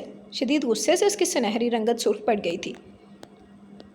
لے کے کپڑوں کا حشر کر دیا۔ اسے اپنی اسکائی بلو شرٹ پر نظر ڈالی جس پر جوس چابچا نقش و نگار بنا چکا تھا۔ ماہی نے اس کی طرف نہیں دیکھا، وہ برتن سمیٹنے لگی ہوئی تھی۔ ٹوٹے ہوئے گلاس کے ٹکڑے اٹھاتے ہوئے اسے جو ہی نظر اٹھا کر اسے دیکھا اور اس کی شرٹ کی حالت دیکھ کر بمشکل ہنسی روکی تھی۔ اب ان برتنوں کی جان چھوڑو اور چل کر میری دوسری شرٹ پریس کر دو پلیز۔ اس نے ہاتھ جوڑے تھے۔ ماہی بالآخر اس پر ترس کھاتے کھڑی ہو گئی تھی۔ وہ دوبارہ اپنے کمرے کی طرف پلٹ گیا تھا اور ماہی بھی ایک قدم ہی چلی ہوگی کہ کسی نوکیلی چیز کے پیر میں چبھتے ہی اس کے منہ سے سسکاری نکل گئی۔ پھر بجائے بیٹھ کر پیر چیک کرنے کے اسے پھر سے وہی پیر زمین پر دھرنے کی حماقت کر ڈالی اور اب کے بعد ماہی اپنی چیخ روک نہیں پائی تھی۔ کیا ہوا؟ شہروز ٹھٹک کر اس کے پاس چلایا تھا۔ میرا پیر، سختی سے ہونٹوں کو بیچے ہوئے ٹانگ پر کھڑی اپنے دوسرے پیر کو دیکھنے کی ناکام سی کوشش کر رہی تھی۔ سمجھ میں نہیں آتا تم ہو کیا چیز؟ بیٹھو، جھنجھلاہٹ سے کہتے ہوئے شہروز نے اسے بازو سے پکڑ کر بٹھایا اور خود بھی اس کے قریب پنجوں کے بل بیٹھ کر اس کا پیر دیکھنے لگا۔ شیشے کا انتہائی نوکیلا اور باریک ٹکڑا اس کے تلوے کی نرم جلد میں کافی گہرائی تک چلا گیا تھا۔ فی الحال تو خون نہیں بہہ رہا تھا، لیکن شہروز جانتا تھا اسے نکالنے کی کوشش میں خون کا ایک فوارہ سا پھوٹ پڑے گا۔ یہ کافی گہرائی تک چلا گیا ہے، شہروز نے اسے دیکھتے ہوئے کہا۔ میں اسے نکالنے لگا ہوں، ضبط کر لینا۔ اس کے خبردار کرنے والے انداز پر ماہی لرز گئی تھی۔ نہیں پلیز، اسے مت نکالیے گا۔ ارے تو کیا ساری زندگی سے ساتھ لے کر پھرو گی؟ اس کی آنکھوں میں حیرت ابھر آئی تھی۔ پھر وہ اسے تسلی دیتے ہوئے بولا تھا، دیکھو زیادہ تکلیف نہیں ہوگی، میں دھیرے دھیرے نکال لوں گا، تم یہیں بیٹھی رہو، میں ابھی آتا ہوں۔ وہ یہ کہہ کر چلا گیا۔ ماہی اس سے کچھ پوچھ بھی نہ سکی تھی۔ کچھ دیر بعد وہ فرسٹ ایڈ باکس لے کر آ گیا تھا۔ میں نے سوچا کانچ نکالنے کے بعد اس پر فوراً کچھ نہ لگایا تو کافی خون بہہ جائے گا، یہ کانچ بھی تو اتنا بڑا ہے، اس نے بیٹھتے ہوئے وضاحت دی تھی۔ تم تو خون دیکھ کر ہی بے ہوش ہو جاؤ گی، ہے نا؟ شہروز نے ہنس کر اسے دیکھا۔ ماہی کی آنکھیں سرخ ہونے لگی تھیں۔ شہروز کی وجہ سے وہ ضبط کر رہی تھی، ورنہ پیر کی بڑھتی ہوئی تکلیف نے اسے بے حال کر دیا تھا۔ شہروز نے ہاتھ بڑھا کر وہ شیشہ نکالنا چاہا۔ ماہی کراہ کر رہ گئی تھی۔ اس کی کراہ سن کر شہروز نے ایک نظر اس کے چہرے پر ڈالی۔ اس کی شہرنگ آنکھوں میں آئے ہوئے آنسو اس کے گلابی رخساروں پر ڈلک آئے تھے۔ وہ نازک ہونٹ کچل رہی تھی۔ وہ اس لمحے شہروز کی دھڑکنیں تھم سی گئی تھیں۔ وہ اسے بے خود ہو کر دیکھتا رہ گیا۔ یہ بھول ہی گیا تھا کہ وہ یہاں کس لیے بیٹھا ہے، نہ اسے اپنی نگاہوں پر اختیار رہا تھا، نہ ہی اپنے دل پر۔ شہروز، مجھے لگتا ہے میرے جسم کا آدھا خون تو آج یہیں بہہ جائے گا، اس سے تو اچھا تھا کسی ہاسپٹل میں عطیہ کر دیتی، ثواب تو ملتا۔ پیر سے مسلسل بہتے خون نے ماہی کو بولنے پر مجبور کر دیا تھا۔ سوری، شہروز سے چونک کر اس کے چہرے سے نظریں ہٹائیں اور ڈیٹول کی بوتل کھول کر اس کے جسم پر انڈیل دی۔ اس کے زخم پر انڈیل دی تھی۔ اس کے چہرے پر اب سنجیدگی چھا چکی تھی اور گہری خوبصورت آنکھوں میں ایک نامعلوم سی کیفیت۔ ماہی کچھ حیران سی ہو گئی تھی اس کے اس طرز عمل پر۔ ماہی، تم یہاں آ کر بیٹھی گئی، تمہیں تائی نے کیا کہا تھا کہ یہاں کوئی؟ زویا تیز تیز بولتے ہوئے آئی، مگر صورتحال دیکھتے ہی باقی کا جملہ اس کے منہ میں ہی رہ گیا تھا۔ یہ کیا ہوا؟ وہ تشویش سے پوچھنے لگی۔ چوٹ لگ گئی، ماہی نے مختصراً بتایا تھا۔ کافی خون بہہ رہا ہے، لاؤ میں بینڈیج کر دوں۔ خون کو دیکھتے ہی زویا کے اندر کی ڈاکٹر بیدار ہو گئی تھی۔ زویا کے جذبات پیش کرتے شہروز اٹھ کھڑا ہوا تھا۔ وہ جلد از جلد یہاں سے چلا جانا چاہتا تھا، جہاں ماہی اس کی نظروں کے سامنے نہ ہوتی، جہاں وہ ٹھیک سے اپنی دلی کیفیت سمجھ پاتا۔ وہ بے اختیار سی حالت بس لمحہ بھر کی ہی تھی، لیکن سچ تو یہ تھا کہ اس ایک لمحے نے اسے اندر تک ہلا ڈالا تھا۔ وہ خود کو بہت مضبوط انسان سمجھتا تھا، اپنے دل اور اپنے جذبوں پر مکمل کنٹرول رکھنے والا۔ پھر آج ایسا کیا ہو گیا جو دل اتنی سرکشی دکھانے پر اتر آیا اور شہروز خان زیر ہو گیا اتنی آسانی سے، وہ بھی ماہین کے سامنے، جسے دیکھ کر کبھی اس کے دل میں کوئی ہلچل نہیں مچی تھی، بلکہ شہروز نے تو شاید کبھی اسے غور سے دیکھنے کی بھی زحمت نہیں کی تھی۔ پھر شہروز کیسے ہار گیا اس معمولی سی لڑکی سے؟ کیسے؟ وہ عجیب سی کشمکش میں تھا، لڑ رہا تھا خود سے، اپنے دل سے، جہاں ہر گزرتے پل کے ساتھ اس بھیگی آنکھوں اور دلکش چہرے کا نقش گہرا ہوتا جا رہا تھا۔ ہیلو جی، شہروز پا جیتے گئے۔ عبید، تم انتہائی اونچے شاٹس لگاتے ہو، پچھلی بار بھی تم نے چچا جی کے کمرے کی کھڑکی کا شیشہ توڑ دیا تھا۔ وہ تو شکر ہے چچا جی اس وقت تھے نہیں، ورنہ اچھی شامت آنی تھی۔ اس وقت گہری نیند میں تھا جب لان میں ہو رہے ہنگامے کی آواز اسے جاگنے کا سبب بن گئی تھی۔ اس کے کانوں میں پڑی آوازیں یقیناً اقرا ہی کی تھی، لیکن اس کا مخاطب کون تھا؟ وہ سوئے جاگے ذہن کے ساتھ سوچ رہا تھا۔ اس نے کروٹ بدل کر سامنے لگے وال کلاک میں ٹائم دیکھنے کی کوشش کی اور ناکام رہا، کیونکہ کمرے میں کافی تاریکی تھی۔ کچھ لمحے یوں ہی ذہن کو بیدار کرنے میں گزر گئے۔ پھر اس نے اٹھ کر کمرے کی لائٹس آن کی تھی۔ ہاتھوں سے اپنے لائٹ براؤن گھنے بکھرے ہوئے بالوں کو سنوارتے اس نے ٹیرس کی طرف کھلنے والا ڈور کھولا۔ ایک تازہ ٹھنڈی ہوا کا چونکا اسے خوش آمدید کہہ گیا تھا۔ ریلنگ کے قریب ہو کر شہروز نے نیچے جھانکا تو عبید اور عاصم کو دیکھ کر چونک گیا تھا۔ اوہ، تو مہمان آ چکے ہیں۔ مہین کے ان دونوں کزنز کو کرکٹ کا کریز تھا اور یہاں آتے ہی وہ اپنی کزنز کے ساتھ ان کے کزنز کو بھی اس کھیل میں لگا لیتے تھے، اور اس وقت بھی نیچے پورے زور و شور سے کرکٹ میچ جاری تھا۔ شہروز ان کی سرگرمی دیکھ کر جانے کے لیے پلٹنے ہی لگا تھا کہ زویا کی آواز نے اس کے قدم جکڑ لیے تھے۔ سنو اب ماہی کی بیٹنگ ہوگی، اسے گویا سب کو اطلاع دی تھی۔ ارے لیکن یہ لنگڑی گھوڑی دوڑے گی کیسے؟ سمن نے مذاق اڑایا تھا۔ شٹ اپ، میں بیٹنگ ضرور کروں گی۔ ماہی کو جوش آ گیا تھا۔ میرے لیے رننگ عبید کرے گا۔ کیوں عبید، کرو گے نا؟ اس نے لہجے میں کچھ التجا سموئی تھے جو عبید پر اثر کر ہی گئی تھی۔ प्लीज़ गेंद सही से कराना, कम अज़ कम एक चौका तो लगा ही दो। कासी रंग के प्रिंटेड सूट में दुपट्टा एक तरफ को बांधे, ब्राउन बालों को चोटी में कैद किए, वो बैट हाथ में पकड़े खड़ी थी। सोने की तारों जैसी चंद शरारती लटें बार बार उसका चेहरा चूमती, जिन्हें वो कानों के पीछे अड़स देती। शहरोज़ यकटक उसे देखे जा रहा था। अपनी सुबह वाली बेख्तियारी को लम्हाती कैफियत का नाम देकर उसने खुद को बहलाने की बहुत कोशिश की थी, मगर अब उसे देखकर दिल क्यों सौदाई हुआ जा रहा था और निगाहें उसके चेहरे से हटने से इनकारी हो गई थी। वो इस शराब से अपने बालों में हाथ फेरने लगा था। क्या परेशानी मोल ले ली है मैंने बैठे बिठाए। एक अजीब सी बेबसी ने उसे घेरे में ले लिया था। अरे ये कैसी गेंद थी, माही अचानक चिल्लाई। देखो अगर मैं आउट हो गई ना तो मैं नहीं मानूंगी। गेंद तो सही से कराई जाती है। जब तुम्हें उसे बल्ला दिखाना ही नहीं आता तो इसमें हमारा क्या कसूर है। फिज़ा को भी गुस्सा आ गया था। हाँ तो जैसे आएगा वैसे ही करूँगी ना, मैं कोई यूनुस खान थोड़ी हूँ। तुम और यूनुस खान, शक्ल देखिए अपनी। अब गेंद फिज़ा ने ले ली थी। शहरोज़ कुछ देर उसे देखते रहने के बाद अपने कमरे में चला गया था। आप लोग शहरोज़ के मंगनी कब कर रहे हैं? कोई लड़की वड़की देखी या नहीं? हॉल में सभी ख़वातीन महफिल जमाए बैठी थी जब नरमीन की बड़ी नंद अफशा ने ये बात छेड़ी थी। फ़िलहाल तो कोई नहीं, ताई जी ने जवाब दिया। मैं तो हमेशा से यही कहती आ रही हूँ कि शहरोज़ अपने लिए खुद लड़की पसंद करेगा। उसका मिजाज देखते हुए मैं जिम्मेदारी से पीछे हट गई हूँ। ज़िंदगी भर का मामला है, कल कल को कोई बात हो गई तो मैं मोर्दे इल्ज़ाम ठहराई जाऊँगी। कमाल है आंटी, अफशा के अंदाज में हैरत थी। माओं को तो कितना अरमान होता है अपनी पसंद से बहू लाने का, और आपका तो फिर एक ही बेटा है, फिर भी आप अपने हक से दस्तबरदार हो रही हैं। काफ़ी बड़ा दिल है आपका। उसके लहजे में सताइश भी शामिल हो गई थी। कोई नहीं, ये सब कहने की बातें हैं, बीजान बोल उठी थी। अभी अगर वाकई शहरोज़ से अपने लिए कोई लड़की पसंद कर ली तो सबसे पहले मुखालिफ में उठ खड़ी होगी। इतना आसान नहीं होता बेटे की पसंद को अपनी पसंद बनाना। उनकी इस बात पर सभी के चेहरों पर मुस्कुराहट आ गई थी। वो साफ और सच्ची बात करने की आदी थी, और ऐसा करते हुए कोई उनसे खुश हो या नाराज़ हो इस बात की बिल्कुल परवाह नहीं करती थी। ये उसके लिए कोई लड़की पसंद करे या ना करे, लेकिन इस घर में मेरे पोती की बीवी मेरी मर्ज़ी से आएगी और शहरोज़ को इस पर कोई एतराज़ भी नहीं होगा। उनका लहजा मजबूत था। तो क्या खालाजान कोई है आपकी नज़र में? ताई के दिल में मचलता ये सवाल मामी जी ने पूछ लिया। हाँ, बस सफ़ीना इस्लामाबाद से आ जाए तो मंगने का सोचा मैंने। उन्होंने जिस यकीन के साथ जवाब दिया सबको चौंकना पड़ा था। ताई तो अच्छी खासी बेचैन हो गई थी। ये आप क्या कह रही हैं अम्मा? क्या आप भूल गई हैं कि आपकी सफ़ीना बेटी की कोई बेटी नहीं है? छोटी चाची ने उलझ कर ये सवाल कर ही लिया, जो कि काफ़ी अहमकाना सा था, लेकिन इसका एहसास उन्हें बाद में हुआ था। क्या निघत, तुम तो इस उम्र में ही सठिया गई हो। बीजान को गुस्सा आ गया था। मैंने ये कब कहा कि मैं सफ़ीना की किसी बेटी से शहरोज़ की मंगनी करवाने जा रही हूँ? मैं तो ये कहना चाह रही थी कि सैफ और ज़ोया की मंगनी के साथ शहरोज़ की भी मंगनी कर देंगे। हाँ, लड़की का नाम मैं अभी नहीं बताऊँगी। उनकी इस वजाहत के बाद किसी को मज़ीद कुछ पूछने की हिम्मत नहीं हुई, लेकिन ताई जी काफ़ी बेवकूफ़ थी कि बीजान ने उनके बेटे के लिए लड़की पसंद कर ली और उन्हें इस बात की खबर ही नहीं। भला वो कौन लड़की हो सकती है? वो पूछना तो चाह रही थी, लेकिन बीजान से कुछ पूछते हुए डर भी लग रहा था, सो उन्होंने ये बात फिर कभी टाल दी थी। सुनो, मेरे पास एक ज़बरदस्त न्यूज़ है तुम लोगों को सुनाने के लिए। माही कुछ देर पहले ही बीजान की बातें सुन चुकी थी और अब उन सुनाने के लिए बेचैन हो रही थी। क्रिकेट खेलने के बाद जिसमें अच्छी खासी बदमज़गी बल्कि झगड़ा हो गया था फ़िज़ा और माही में, अब वो लोग सुस्ताने के लिए बरामदे में आ बैठे थे। ज़ोया और सुमन तो फ़ौरन ही मुतवज्जो हो गई माही की जानब। लेकिन फ़िज़ा तेरे मस्त मस्त दो नैन पर सरधनती हुई इधर उधर से इर्द गिर्द से काफ़ी बेनियाज थी। बंद करो ये बकवास गाना, सुनना ही है तो कम अज़ कम ढंग का म्यूज़िक तो सुनो। उस पर अपनी बात का कोई असर ना देखकर माही ने उसके हाथ से सेलफोन छीना, जिस पर फ़िज़ा ने काफ़ी खूनखार नज़रों से उसे देखा था। खबरदार जो इस गाने को बकवास कहा था। तुम्हारा अपनी पसंद के बारे में क्या ख्याल है? ज़माने भर की बदज़ौक़। बहुत आला है, वो मुस्कुराई।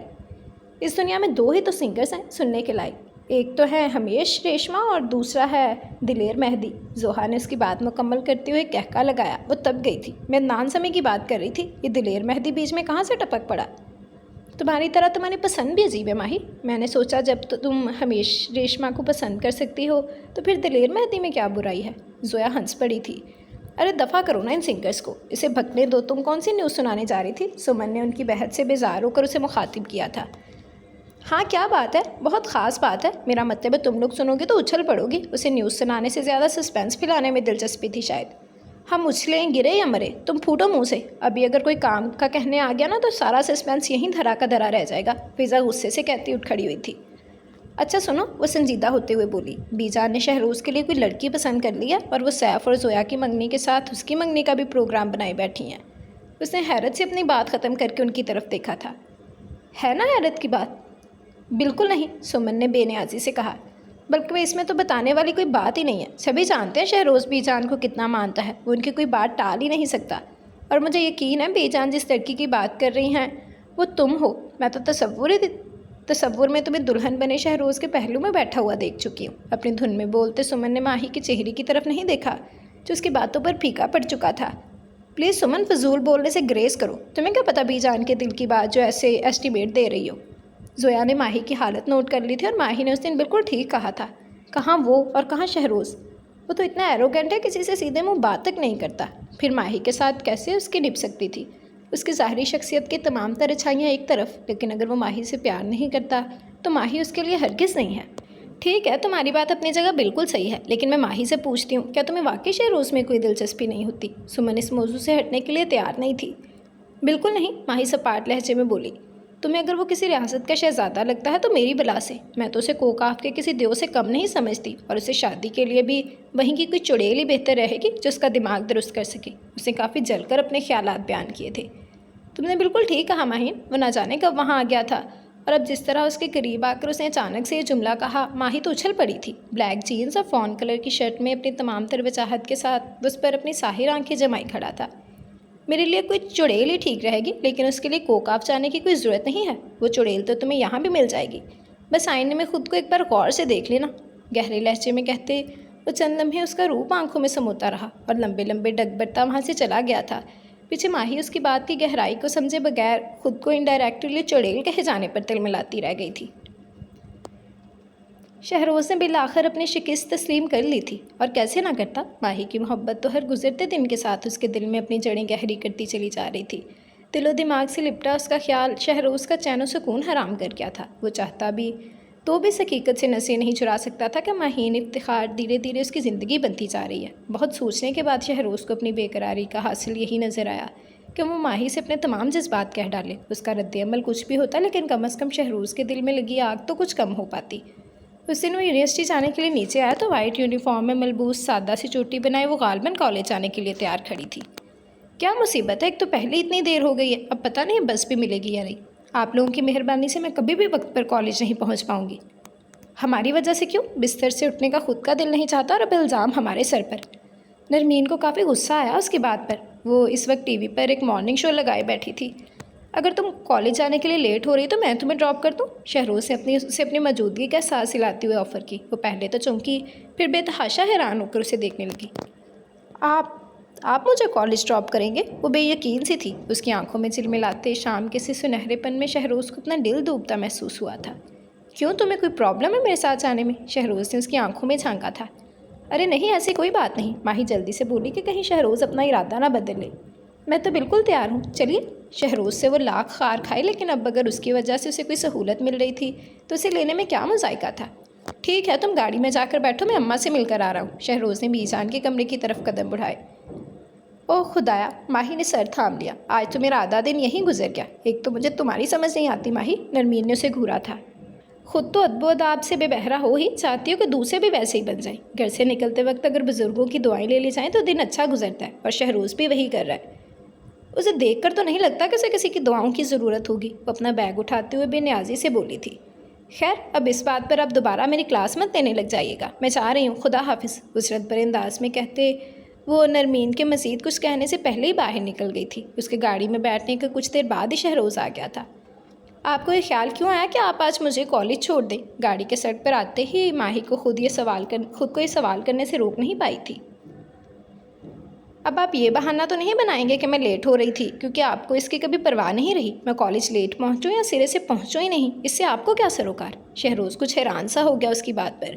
اس کا خیال تھا کہ ماہی نے اس بات کو نوٹ نہیں کیا ہوگا، کیونکہ وہ بظاہر اتنی ہی بے نیاز سی لگتی تھی کہ اس پر ایسے چھوٹی موٹی باتوں کا براہ راست اثر پڑنا مشکل سا دکھائی دیتا تھا.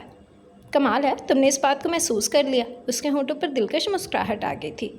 کیسے نہ کرتی، ایسے تاریخی لمحے زندگی میں بار بار تھوڑی آتے ہیں. اس کا لہجہ استثنائیہ تھا.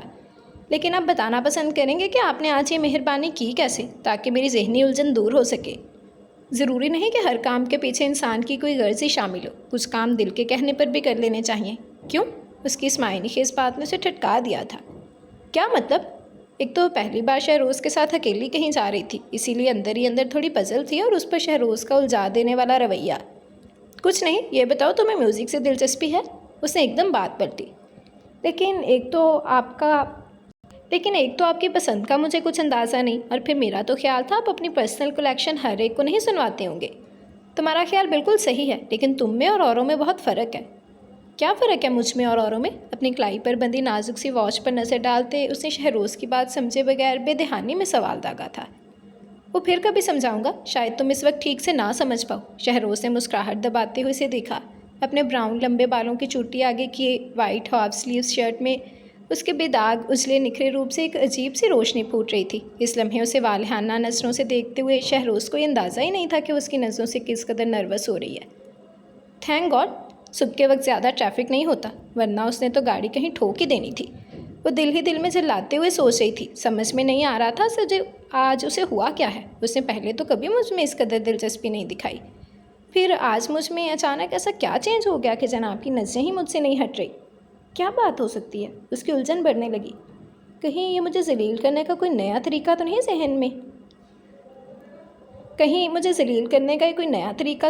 ذہن میں اچانک یہ خیال آیا اور دل میں بیٹھ سا گیا۔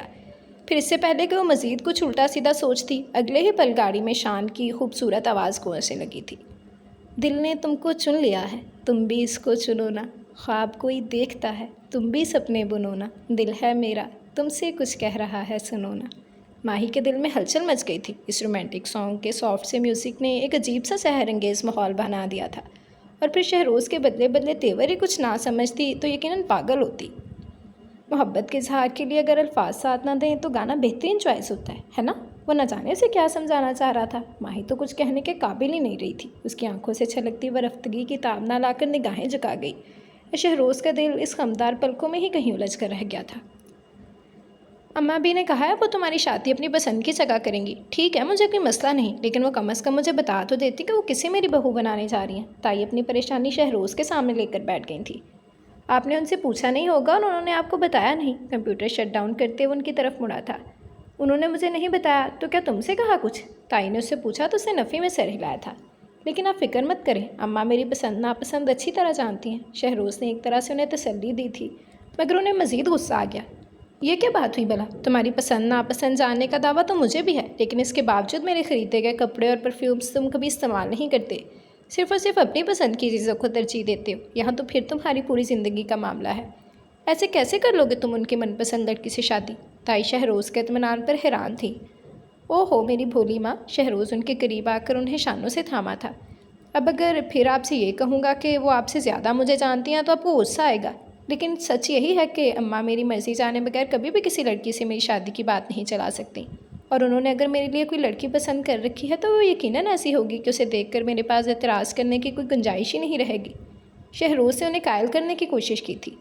ٹھیک ہے، جب تمہیں کوئی اعتراض نہیں ہے تو میں کیوں اماں کے فیصلے کی مخالفت کر کے بری بنوں؟ ہلکی سی ناراضی سے کہتے وہ اٹھ کھڑی ہوئی تھی۔ شام کی فلائٹ سے سفینہ آ رہی ہے سیف کے ہمراہ، کہیں نکل مت جانا۔ اسے تاکید کرتے ہوئے وہ کمرے کے دروازے کی طرف بڑھی تھی کہ ماہی اندر داخل ہوئی تھی۔ تائی جی، نسرین آنٹی اور ان کی ساس آئی ہیں، زیادہ دیر نہیں ٹھہریں گی، اسی لیے بی جان نے کہا کہ میں آپ کو بلا لاؤں۔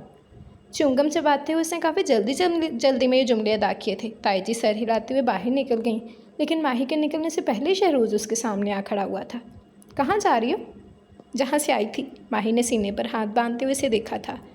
اڑی رنگت کی جینز اور گرے کلر کی شکنوں سے پر شرٹ میں آستین کوہنیوں تک فولڈ کیے اس بے حد عام سے حلیے میں بھی اس کی پرجاذب شخصیت گزب ڈال رہی تھی۔ یہ تمہاری کوئی عمر تو نہیں ہے وہاں جانے کی؟ اس نے جس انداز سے کہا، ماہی پہلے تو سمجھی نہیں، اور جب سمجھی تو تب اٹھی تھی۔ میں وہاں جانے کی بات نہیں کر رہی، ابھی میں نے دنیا میں دیکھا ہی کیا ہے۔ ہاں واقعی، ابھی تو تمہیں بہت کچھ کرنا ہے، میری زندگی سے جانی ہے، اپنا آپ اپنا پیار مجھے سونپنا ہے، میری محبتیں میری شدتیں سمیٹنی ہیں۔ جذبوں سے پر لہجے میں کہتے ہوئے اس کے قریب آیا تھا۔ اور کتنا آزماؤ گی مجھے، اور آخر کب تک؟ وہ اس کے چہرے کو اپنی سلگتی نظروں کی گرفت میں لیے پوچھ رہا تھا۔ ماہی کیسے جواب دیتی؟ وہ تو اس کی نگاہوں سے ہی پگھلنے لگی تھی۔ ایک عجیب سی گھبراہٹ ہونے لگی تھی اسے شہروز کی قربت سے، اس کی آنچ دیتی نظروں سے۔ اس کا دل چاہ رہا تھا کہ بس کسی طرح ہوا میں تحلیل ہو جائے۔ اب اس طرح مجھ سے کوئی بھی جواب نہیں پا سکتے، اس نے اپنی آواز کی لرزش پر قابو پا کر کہا تھا۔ کیا مطلب؟ وہ حیران ہو گیا۔ مطلب یہ کہ آپ جب بھی مجھ سے ملتے ہیں اپنی محبت جتانے لگتے ہیں۔ آپ نے کبھی بھی اپنے جذبات ایک طرف رکھ کر سنجیدگی سے مجھ سے یہ نہیں پوچھا کہ میں کیا چاہتی ہوں۔ آپ میرے اتنے قریب مت آیا کیجیے، اور مجھے اس طرح سے دیکھا بھی مت کیجیے. آپ نہیں جانتے مجھے کتنی گھبراہٹ ہونے لگتی ہے. ایک ہی سانس میں اس نے اپنے دل کی ساری باتیں کہہ ڈالی. وہ الجھی ہوئی نظروں سے اسے دیکھے جا رہا تھا. I am so sorry. مجھے تمہاری اس پریشانی کا بالکل بھی اندازہ نہیں تھا. اور ایک بار پھر سوری کہ میں اس معاملے میں تمہاری کوئی مدد بھی نہیں کر سکتا. تم خود سوچو میں بھلا اپنی آنکھوں کو تمہیں دیکھنے سے کیسے روکوں جو تمہیں دیکھتے ہی باقی ہر چیز بھول جاتی ہیں. اس کے لہجے سے بے بسی چھلکنے لگی. اس کی بات سمجھ کر ماہی کچھ شرمندہ سی ہو گئی. ٹھیک ہے آپ کچھ مت کیجیے. میں خود ہی آپ کے سامنے نہیں آیا کروں گی. اب یہ ظلم بھی مت کرنا. اس کی بادامی آنکھوں میں ابھی بھی اسی کا عکس روشن تھا. میں اماں سے بات کرنے والا ہوں تمہارے بارے میں. آپ ایسا کچھ نہیں کریں گے. ماہی نے اس کی بات ختم ہوتے ہی جلدی سے کہا تھا. کیوں؟ اس کی کیوں میں حیرت ہی حیرت تھی. بس میں ایسا نہیں چاہتی. اس نے دو ٹوک لہجے میں کہا تھا. کیوں؟ تم ایسا کیوں نہیں چاہتی؟ شہروز کا تو ذہن جیسے معاف ہو چلا تھا. یہ بھلا کیسا سوال ہے؟ ماہی چڑھنے لگی تھی. میں ایسا نہیں چاہتی کیونکہ میں آپ سے پیار ہی نہیں کرتی. آخر میں اس کا لہجہ دھیما سا ہو گیا. تم مجھ سے پیار نہیں کرتی؟ اسے اپنے ڈولتے ہوئے دل کو بمشکل سنبھالا. ماہی کے دیے گئے جھٹکے سے سنبھلنا اتنا آسان بھی نہیں تھا لیکن شہروز کو اپنے اعصاب پر قابو پانے میں زیادہ مشکل نہیں ہوئی تھی. ہاں میں نہیں کرتی آپ سے پیار. اب دوبارہ مجھ سے یہ سوال مت پوچھیے گا. جلاتے ہوئے لہجے میں کہتی ہوئے مزید اس کی کوئی بات سنے بغیر نیچے چلی آئی تھی. نرمین کی شادی میں صرف 10 دن رہ گئے تھے اسی لیے تیاریاں ایک دم زور پکڑ گئی تھیں. دوپہر میں زویا نے شاپنگ پر جانے کی بات کی تو بی جان کچھ معترض تھی لیکن چھوٹی چچی نے انہیں کنونس کر لیا. پھر ان کی واپسی خاصی دیر سے ہوئی. تھکن سے بے حال جب یہ لوگ گھر پہنچے تو پھپھو کی آمد ہو چکی تھی لیکن پھپھو سے پہلے ان کا سامنا لاؤنج میں بیٹھے لینا سے ہوا. انہیں دیکھتے ہی خوشی سے چلاتے اٹھ کھڑی ہوئی تھی.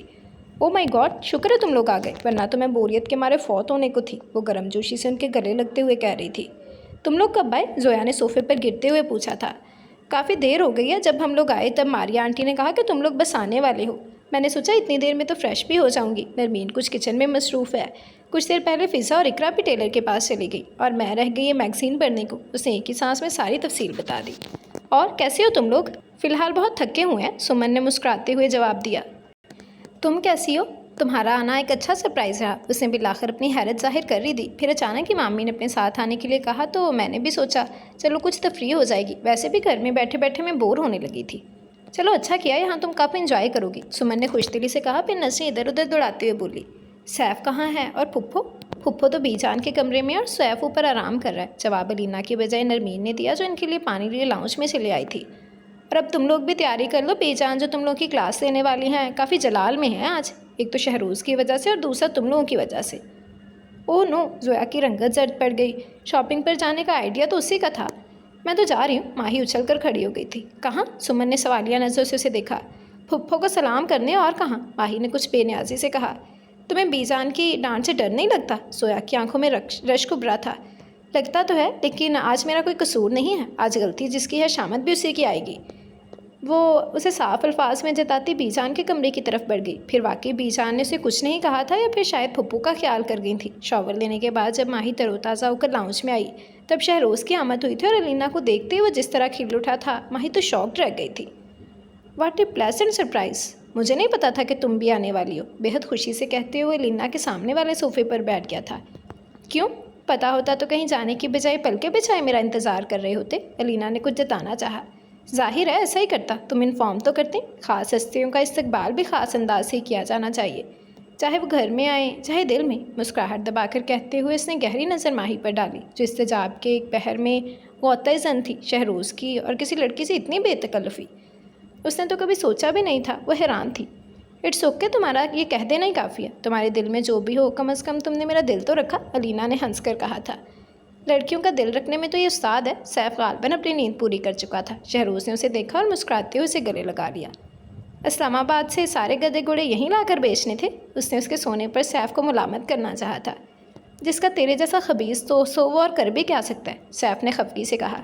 یقین کرو یار صبح سے گھر میں ہی تھا. دوپہر میں دوست کے ایکسیڈنٹ کا پتہ چلا تو ایمرجنسی میں وہاں جانا پڑا. شہروز نے اپنی غیر موجودگی کی وجہ بتائی تھی. چلو پھر تو چلتا ہے. سیف نے سر ہلایا گویا اس کا ریزن مان لیا. السلام علیکم سیف. ان کی آپس کی بات ختم ہوتے ہی ماہی نے اسے سلام کیا.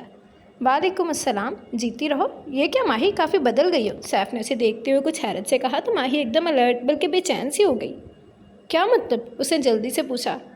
کامن سیف ڈرا دیا ماہی کو. الینا نے بیچ میں ہی ٹوک دیا تھا. یہ بدل ضرور گئی ہے لیکن بہت زیادہ پیاری ہو گئی ہے پہلے سے. ہاں اسی لیے تو کسی کا چین گیا۔ سیف شہروز کو دیکھتے ہوئے معنی خیزی سے بڑبڑایا اور شہروز اپنی بے ساختہ امڑ آنے والی مسکراہٹ نہ روک پایا تھا۔ تھینک گاڈ، میں تو ڈر ہی گئی تھی۔ ماہی نے شاید سیف کی بڑبڑاہٹ نہیں سنی تھی۔ سیف نے جس طرح مجھے دیکھ کر حیرت کا اظہار کیا، مجھے لگا میرے سینگ نکل آئے ہیں۔ کیوں، تمہیں یہ بات پتہ نہیں تھی کہ چڑیلوں کے تو سینگ ہی نہیں ہوتے؟ سیف کا انداز شرارتی تھا۔ اچھا، ماہی نے کچھ تب کر اسے دیکھا تھا۔ جنوں کے تو سینگ ہوتے ہیں نا، پھر تمہارے کیوں نہیں ہیں؟ سیف ہنس دیا تھا اس کی بات پر۔ پھر اس سے پہلے کہ وہ کوئی جواب دیتا، بے جان پھپھو کے ساتھ وہاں چلی آئیں اور ان سب کو سنجیدہ ہونا پڑا تھا۔ تمہاری لو اسٹوری کیسی چل رہی ہے؟ رات کو واک کے دوران سیف نے اسے پوچھا تو وہ چونک کر اسے دیکھنے لگا تھا۔ کون سی لو اسٹوری؟ واہ بے شہزادے، سیف نے کچھ حیرت مگر طنز بھری لہجے میں کہا تھا۔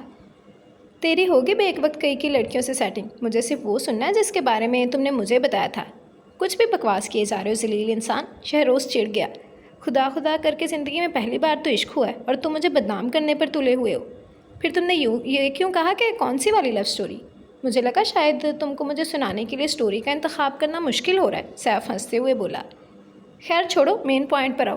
کیا کہوں، مجھے تو لگتا ہے میری یہ کہانی ہیپی اینڈنگ تک پہنچنے سے پہلے ہی فنش ہو جائے گی۔ اس کے لہجے میں افسردگی تھی۔ امیزنگ یار، مجھے تم سے یہ امید نہیں تھی، سیف نے کچھ برہمی سے کہا۔ کوشش کرنے سے پہلے ہی ہار مان لی؟ مجھے نہیں پتا وہ کون سی کوشش ہوتی ہے جس کے کرنے سے پہلے زبردستی کسی کے دل میں اپنا پیار ڈالا جاتا ہے۔ میں نہیں جانتا ہوں ان چیزوں کو۔ وہ کچھ جلایا ہوا، کچھ مایوس سا تھا۔ سیف خاموش نظروں سے اس کا جائزہ لیتا رہا، پھر کہنے لگا، تم کہو تو میں اس سے بات کروں؟ شہروز نے رک کر اسے دیکھا تھا۔ کیا بات کرو گے تم مجھ سے؟ اگر وہ مجھ سے پیار نہیں کرتی تو تمہارے یا کسی کے بھی سمجھانے کا اس پر کوئی اثر نہیں ہوگا، اسے سنجیدہ ہو کر بولا۔ سیف اس کی طرف دیکھ کر بولا تھا، وہ تم سے پیار نہیں کرتی، کم از کم تمہاری محبت کی قدر تو کر سکتی ہے۔ قدر؟ شہروز نے زہرخند لہجے میں دہرایا تھا۔ مجھے ہنسی آتی ہے ان لوگوں پر جو اپنی بے پایا محبتیں لٹانے کے بعد بھی محض کسی کی قدر شناسی پر ہی خوش و مطمئن پوری زندگی گزار دیتے ہیں۔ میں اسے محبت کرتا ہوں اور بدلے میں مجھے بھی اس کی محبت ہی چاہیے، ایسی محبت جو مجھے اس کے چہرے، اس کی آنکھوں سے چھاپ چھلکتی دکھائی دے، جسے ڈھونڈنے کے لیے مجھے اس کے دل میں بھی جھانکنے کی ضرورت نہ پڑے۔ اس نے دو ٹوک کہا تھا۔ جب اتنے ہی کلیئر ہو اپنی چاہت، اپنے ارادوں کو لے کر، تو پھر ایسی مایوسی والی باتیں کیوں؟ ایسی کوئی بات نہیں ہے، وہ پھیکی سی ہنسی ہنسا تھا۔ ٹھیک ہے، پھر ایسی فضول باتیں سوچنے کی بجائے عملی طور پر کچھ کرو، کہیں ایسا نہ ہو کہ وہ کسی اور کے نام ہو جائے اور تم دیکھتے رہ جاؤ۔ سیف نے کچھ اس انداز میں یہ بات کی کہ واقعی وہ بے چین ہو کر کچھ سوچنے پر مجبور ہو گیا تھا۔ یہ الینا کیوں آئی ہے؟ ماہی نے پریشان ہو کر کہا۔ کیوں؟ خیریت، الینا کے آنے سے تمہیں کیا مسئلہ ہے؟ فضا کی سماعتیں کافی تیز تھی، بظاہر تو وہ کوئی کتاب پڑھ رہی تھی لیکن کان شاید اسی طرف لگے ہوئے تھے۔ نہیں کچھ نہیں، اس نے جلدی سے کہا۔ میں تو بس حیران ہو رہی تھی کہ شہروز اس مزاج کا تو ہے نہیں، پھر الینا کے ساتھ اس کی اتنی دوستی کیسے ہو گئی؟ اس نے دھیمے لہجے میں کہا۔ دل میں ایک انجانی سی چبھن ہو رہی تھی جس کا سبب اسے خود بھی سمجھ نہیں آ رہا تھا۔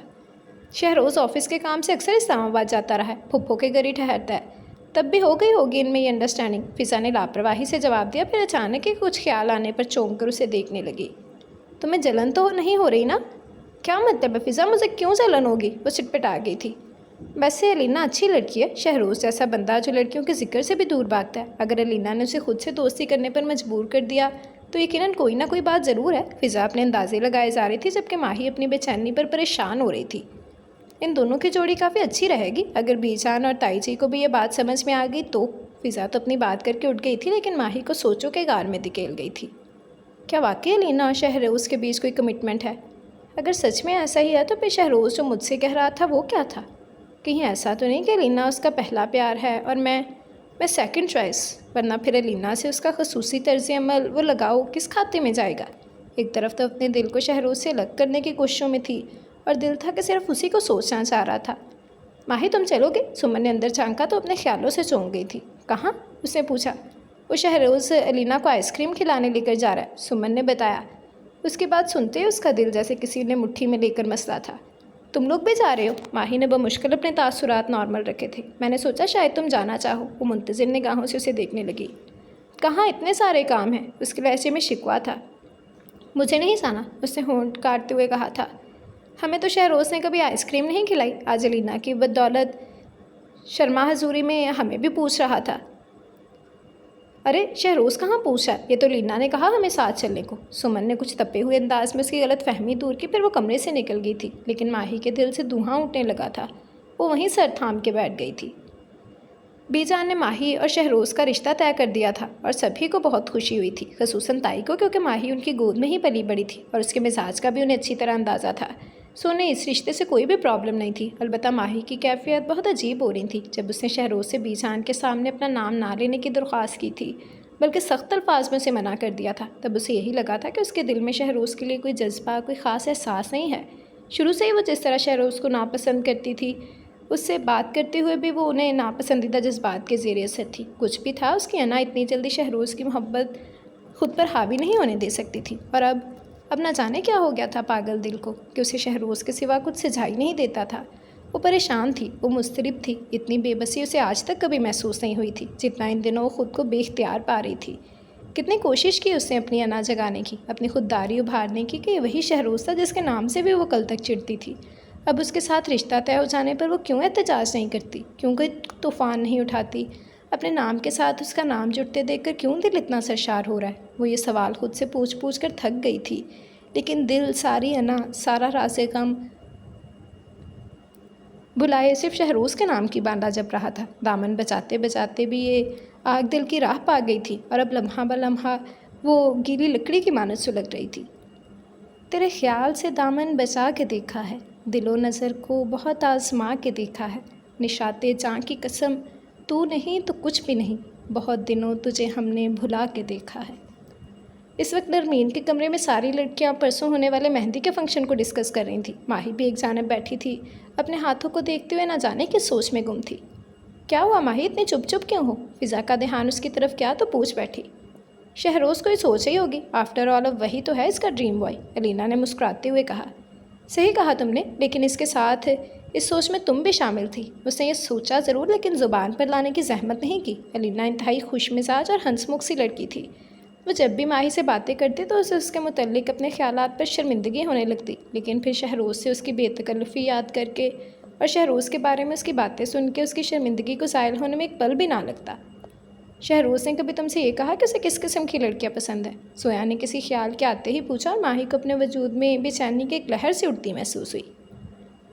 وہ سب مجھے نہیں پتا، کیونکہ میرے سامنے تو وہ صرف میری ہی تعریف کیا کرتا ہے، اس نے ہنستے ہوئے کہا تو سب کے چہروں پر مسکراہٹ آ گئی۔ فضا نے اس کے چہرے پر کچھ کھوجنا چاہا تھا، کوئی ناگواری سی، شکن، کوئی تاسف برا تاثر، مگر ماہی سپاٹ چہرہ لیے بیٹھی تھی۔ دل میں بھلے ہی طوفان اٹھ رہے تھے۔ ویسے ہی پسند ناپسند، خوبیاں خامیاں، ان کی کوئی اہمیت نہیں ہوتی۔ جب انسان کو کسی سے محبت ہوتی ہے تو یہ چیزیں ثانوی حیثیت اختیار کر لیتی ہیں، الینا سنجیدگی سے کہہ رہی تھی۔ تو تمہارے کہنے کا مطلب یہ ہے کہ اہم یہ نہیں کہ شہروز کو کیسی لڑکیاں اچھی لگتی ہیں، بلکہ اگر وہ ماہی سے محبت کرتا ہے تو وہی اس کی آئیڈیل ہے۔ زویا سمجھ کر بھی سمجھ نہیں پا رہی تھی، بشرطیکہ کیا وہ ماہی سے محبت کرتا۔ الینا نے لفظ محبت پر کافی زور دیا تھا۔ اس بات پر تو ماہی کا ضبط جواب دینے کو تھا۔ اس کا دل چاہا شہروز کو بازو سے پکڑ کر اس کے سامنے لے آئے اور اس سے کہے، اب کہو ذرا اس کے سامنے کہ تم مجھ سے کتنا پیار کرتی ہو، لیکن ویسا نہیں کر سکتی تھی۔ مسئلہ یہی تھا کہ الینا اپنی بات بہت نارمل، بہت ہلکے پھلکے انداز میں کہہ جاتی تھی، کوئی اور محسوس ہی نہیں کر پاتا تھا اور ماہی کے دل پر چھریاں چل جاتی تھیں۔ ویسے خیر، آئیڈیل ایک الگ چیز ہے، الینا نے پھر بات شروع کی۔ اب دیکھو نا، مجھے اپنے آئیڈیل کی تمام خوبیاں دکھائی دیتی ہیں شہروز میں، لیکن اس کے باوجود میں اسے شادی نہیں کر سکتی ہوں، کیونکہ وہ آگے کچھ اور بھی کہتی، لیکن ماہی کو کھڑے ہوتے دیکھ کر چپ رہ گئی۔ باقی سب بھی چونک کر اسے دیکھنے لگے۔ کہاں جا رہی ہو؟ سمن نے کچھ حیرت سے پوچھا۔ اوپر سے اپنے نوٹس لینے جا رہی ہوں، شام کو وہیں چھوڑ آئی تھی، اس نے بتایا اور باہر نکل آئی۔ در حقیقت وہ الینا کی باتوں سے بھاگنا چاہ رہی تھی۔ اوپر آ کر اس نے ہال میں سینٹر ٹیبل پر پڑے اپنے نوٹس اٹھائے اور شہروز کے کمرے کی طرف دیکھا۔ شاید سیف بھی اندر ہی تھا، کیونکہ باتیں کرنے کی آوازیں سنائی دے رہی تھیں۔ وہ دھیان نہ دیتی اگر اسے اپنا نام نہ سنائی دیتا۔ ماہی مجھ سے زیادہ سمجھدار نکلی، کبھی کبھی ہم واقعی اپنی دلی کیفیات سمجھ نہیں پاتے۔ شہروز کچھ افسردہ سے لہجے میں نہ جانے کس بات کا حوالہ دے رہا تھا۔ اس کی دھڑکنیں تھمنے لگی تھیں۔ میں بھی جذبات کے ریلے میں بہہ گیا تھا۔ اب دل کو ٹٹولتا ہوں تو ماہین کے لیے کہیں وہ جذبات ہی نہیں ابھرتے جسے محبت کا نام دیا جا سکے۔ اور اب میں اماں کو انکار بھی نہیں کر سکتا، نہ تو ماہین مجھ سے پیار کرتی ہے، اور اب تو مجھے بھی شک ہونے لگا ہے کہ مجھے کبھی ماہین سے پیار بھی تھا، بلکہ ایک حماقت تھی جس پر اب میں پچھتانے لگا ہوں۔ میں نے جلد بازی کر ڈالی نا، زندگی بھر کا معاملہ ہے اور میں نے اتنی جلد بازی سے کام لے لیا۔ اگر میں نے کچھ وقت لے لیا ہوتا اپنے آپ کو پرکھنے میں تو شاید آج مجھے یہ دن نہ دیکھنا پڑتا۔ اس کے لہجے میں بے پناہ اداسی تھی اور کئی پچھتاوے تھے، اور ماہی اتنا سب کچھ سن کے بھی اپنے پیروں پر کھڑی تھی۔ وہ تو الینا کی باتوں سے پیچھا چھڑا کر یہاں آئی تھی۔ اسے کیا پتا تھا کہ یہاں ایک اور جان لیوا سچ اس کا منتظر ہے۔ اسے یوں محسوس ہو رہا تھا جیسے اس کے پیروں تلے زمین ہو اور نہ سر پر آسمان۔ ایک تندو تیز طوفان تھا جس نے اس کے دل و دماغ کو اپنی زد میں لے لیا تھا۔ اپنی ذات کے ٹوٹنے بکھرتے ریسوں کے ساتھ وہ کیسے اپنے کمرے تک آئی، اسے علم ہی نہ ہو سکا۔ شہروز جو کل تک اس کی محبت کا دعوے دار تھا، اب اسی محبت کو حماقت کیوں قرار دینے لگا تھا؟ اس کی وجہ الینا کی ذات تو نہیں؟ اس کے آتے ہی شہروز کے دل میں اپنا پہلا پیار انگڑائیاں لینے لگا اور ماہی پس منظر میں چلی گئی۔ وہ یہی زہریلی سوچیں سوچ رہی تھی اور یہی سوچنا تھا، کیونکہ اس کے علاوہ اسے اور کوئی وجہ نظر نہیں آتی تھی شہروز کے اس طرح بدل جانے کی۔ شام کو فائقہ آپی ایک سے شہروز کے بارے میں پوچھ رہی تھی۔ آخر یہ شہروز چلا کہاں گیا؟ کچھ دیر پہلے تک تو گھر پر ہی تھا نا؟ انہوں نے ماہی سے تصدیق چاہی اور وہ ہڑبڑا گئی تھی۔ جی ہاں، نہیں، میرا مطلب ہے میں نے نہیں دیکھا۔ کیا بات ہے فائقہ، شہروز سے کیا کام ہے؟ تائی جو کسی کام سے ادھر آ نکلی تھی پوچھنے لگی۔ اسے تو میں نے الینا کے ساتھ بھیج دیا، وہ بچی بیچاری کب سے خریداری کے لیے جانا چاہ رہی تھی، میں نے شہروز کو ہی ساتھ کر دیا۔ او خدایا، ماہی جنجلائی۔ کیا ہوا ماہی؟ فائقہ آپی نے گھبرا کر اسے دیکھا تھا۔ کچھ نہیں، وہ بکھلا کر بولی۔ وہ تائی کی جانب متوجہ ہو گئی۔ اب بتائیے امی، اب میں کیا کروں؟ عادل کو کون لے کر آئے گا؟ انہوں نے اپنے بیٹے کا نام لیا جو اپنے ایگزامس کی وجہ سے ان کے ساتھ آ نہیں پایا تھا، اور فائقہ آپی کو اسی کی فکر ستا رہی تھی۔ ایسا کرو خود چلی جاؤ اور ماہی کو بھی ساتھ لے جانا، یہاں تو ہر ایک کی جان کو 100 بکھیڑے ہیں، کسی کا انتظار کرنے بیٹھو گی تو ہو گیا کام۔ تائی نے مسئلے کا حل دیا اور فائقہ آپی متبزز نظروں سے ماہی کو دیکھنے لگی تھی۔ چلو گی ماہی؟ ہاں کیوں نہیں، وہ جو کھوئی ہوئی تھی چونک کر بولی۔ تھوڑی دیر کے لیے ہی صحیح وہ فرار حاصل کرنا چاہ رہی تھی اس ماحول سے جو اسے وحشت میں مبتلا کر رہا تھا، ذہن پر کسی اسیب کی طرح سوار ان سوچوں سے، حتیٰ کہ اپنے آپ سے بھی۔ وہ لوگ گھر سے نکلے تو مغرب کی اذانیں ہونے والی تھی۔ فائقہ آپی کے سسرال میں انہیں زیادہ دیر ٹھہرنا تو نہیں تھا، لیکن فائقہ آپی کی ساس جو کافی شفیق اور مہربان سی خاتون تھی، انہیں کھانے پر رکنے کے لیے کہا، اور اسی طرح رات کا کھانا وہیں کھا کر وہ لوگ فائقہ آپی کے شوہر احسن بھائی کے ساتھ واپس آئے تھے۔ اور ان کے آنے کے کچھ دیر بعد الینا اور شہروز بھی لوٹ آئے۔ اس وقت ماہی، سمن اور سیف لان میں موجود تھے اور گپ شپ چل رہی تھی۔ کیا بات ہے، آج تو کراچی کے سارے شاپنگ سینٹر خالی ہو گئے ہوں گے؟ اس کے اس قدر لیٹ آنے پر سیف بھولے بنا نہ رہ سکا۔ الینا بے اختیار ہنس پڑی اس کی بات پر۔ جی نہیں جناب، ایسا کچھ نہیں ہے، شاپنگ تو ہم بہت پہلے ہی کر چکے تھے۔ پہلے ہم سی ویو گئے، پھر ہم نے ایک چائنیز ریسٹورنٹ میں کھانا کھایا اور اب گھر آ گئے۔ الینا نے تفصیل بتائی۔ یعنی شاپنگ کے ساتھ ساتھ آؤٹنگ بھی ہو گئی؟ سیف نے سر ہلاتے ہوئے کہا تھا۔ ہاں یہ تو نہیں جانا چاہ رہی تھی، میں نے ہی کہا کہ اب جب گھر سے نکل ہی آئی ہو تو تمہیں ذرا کراچی بھی دکھائی دوں، کیا پتہ بعد میں موقع ملے نہ ملے میری ہمراہی میں یہ جگہیں دیکھنے کا، شہروز نے کہا تھا بالکل نارمل سے لہجے میں، لیکن ماہی کو نہ جانے کہ اس کے ایک ایک لفظ سے یاسیت سی ٹپکتی محسوس ہو رہی تھی۔ ہاں پھر تو تم بیوی کو پیارے ہونے والے ہو نا، سیف نے کہکا لگایا تھا۔ پہلے تم میری ہونے والی بیوی سے تو پوچھ لو کہ اسے میں پیارا ہوں بھی یا نہیں۔ شہروز نے ایک نظر ماہی کے سرخ پڑتے چہرے پر ڈالی جو وہاں سے واک آؤٹ کرنے لگی تھی، جب الینا نے اس کا ہاتھ پکڑ لیا۔ چھوڑو نا ماہی ان کی باتیں، کچھ بھی بولتے رہتے ہیں، تم میری شاپنگ دیکھ لو کیسی ہے۔ ہاں جلدی دکھاؤ، مجھے بھی نیند آنے لگی ہے، سمن نے بمشکل جمائی روکی تھی۔ الینا ایک ایک شاپر کھول کر اپنی شاپنگ دکھانے لگی تھی۔ واو کتنا زبردست ہے، خوبصورت سے ڈریس کو دیکھتے ہی سمن کی آنکھیں پوری کھل گئی تھیں۔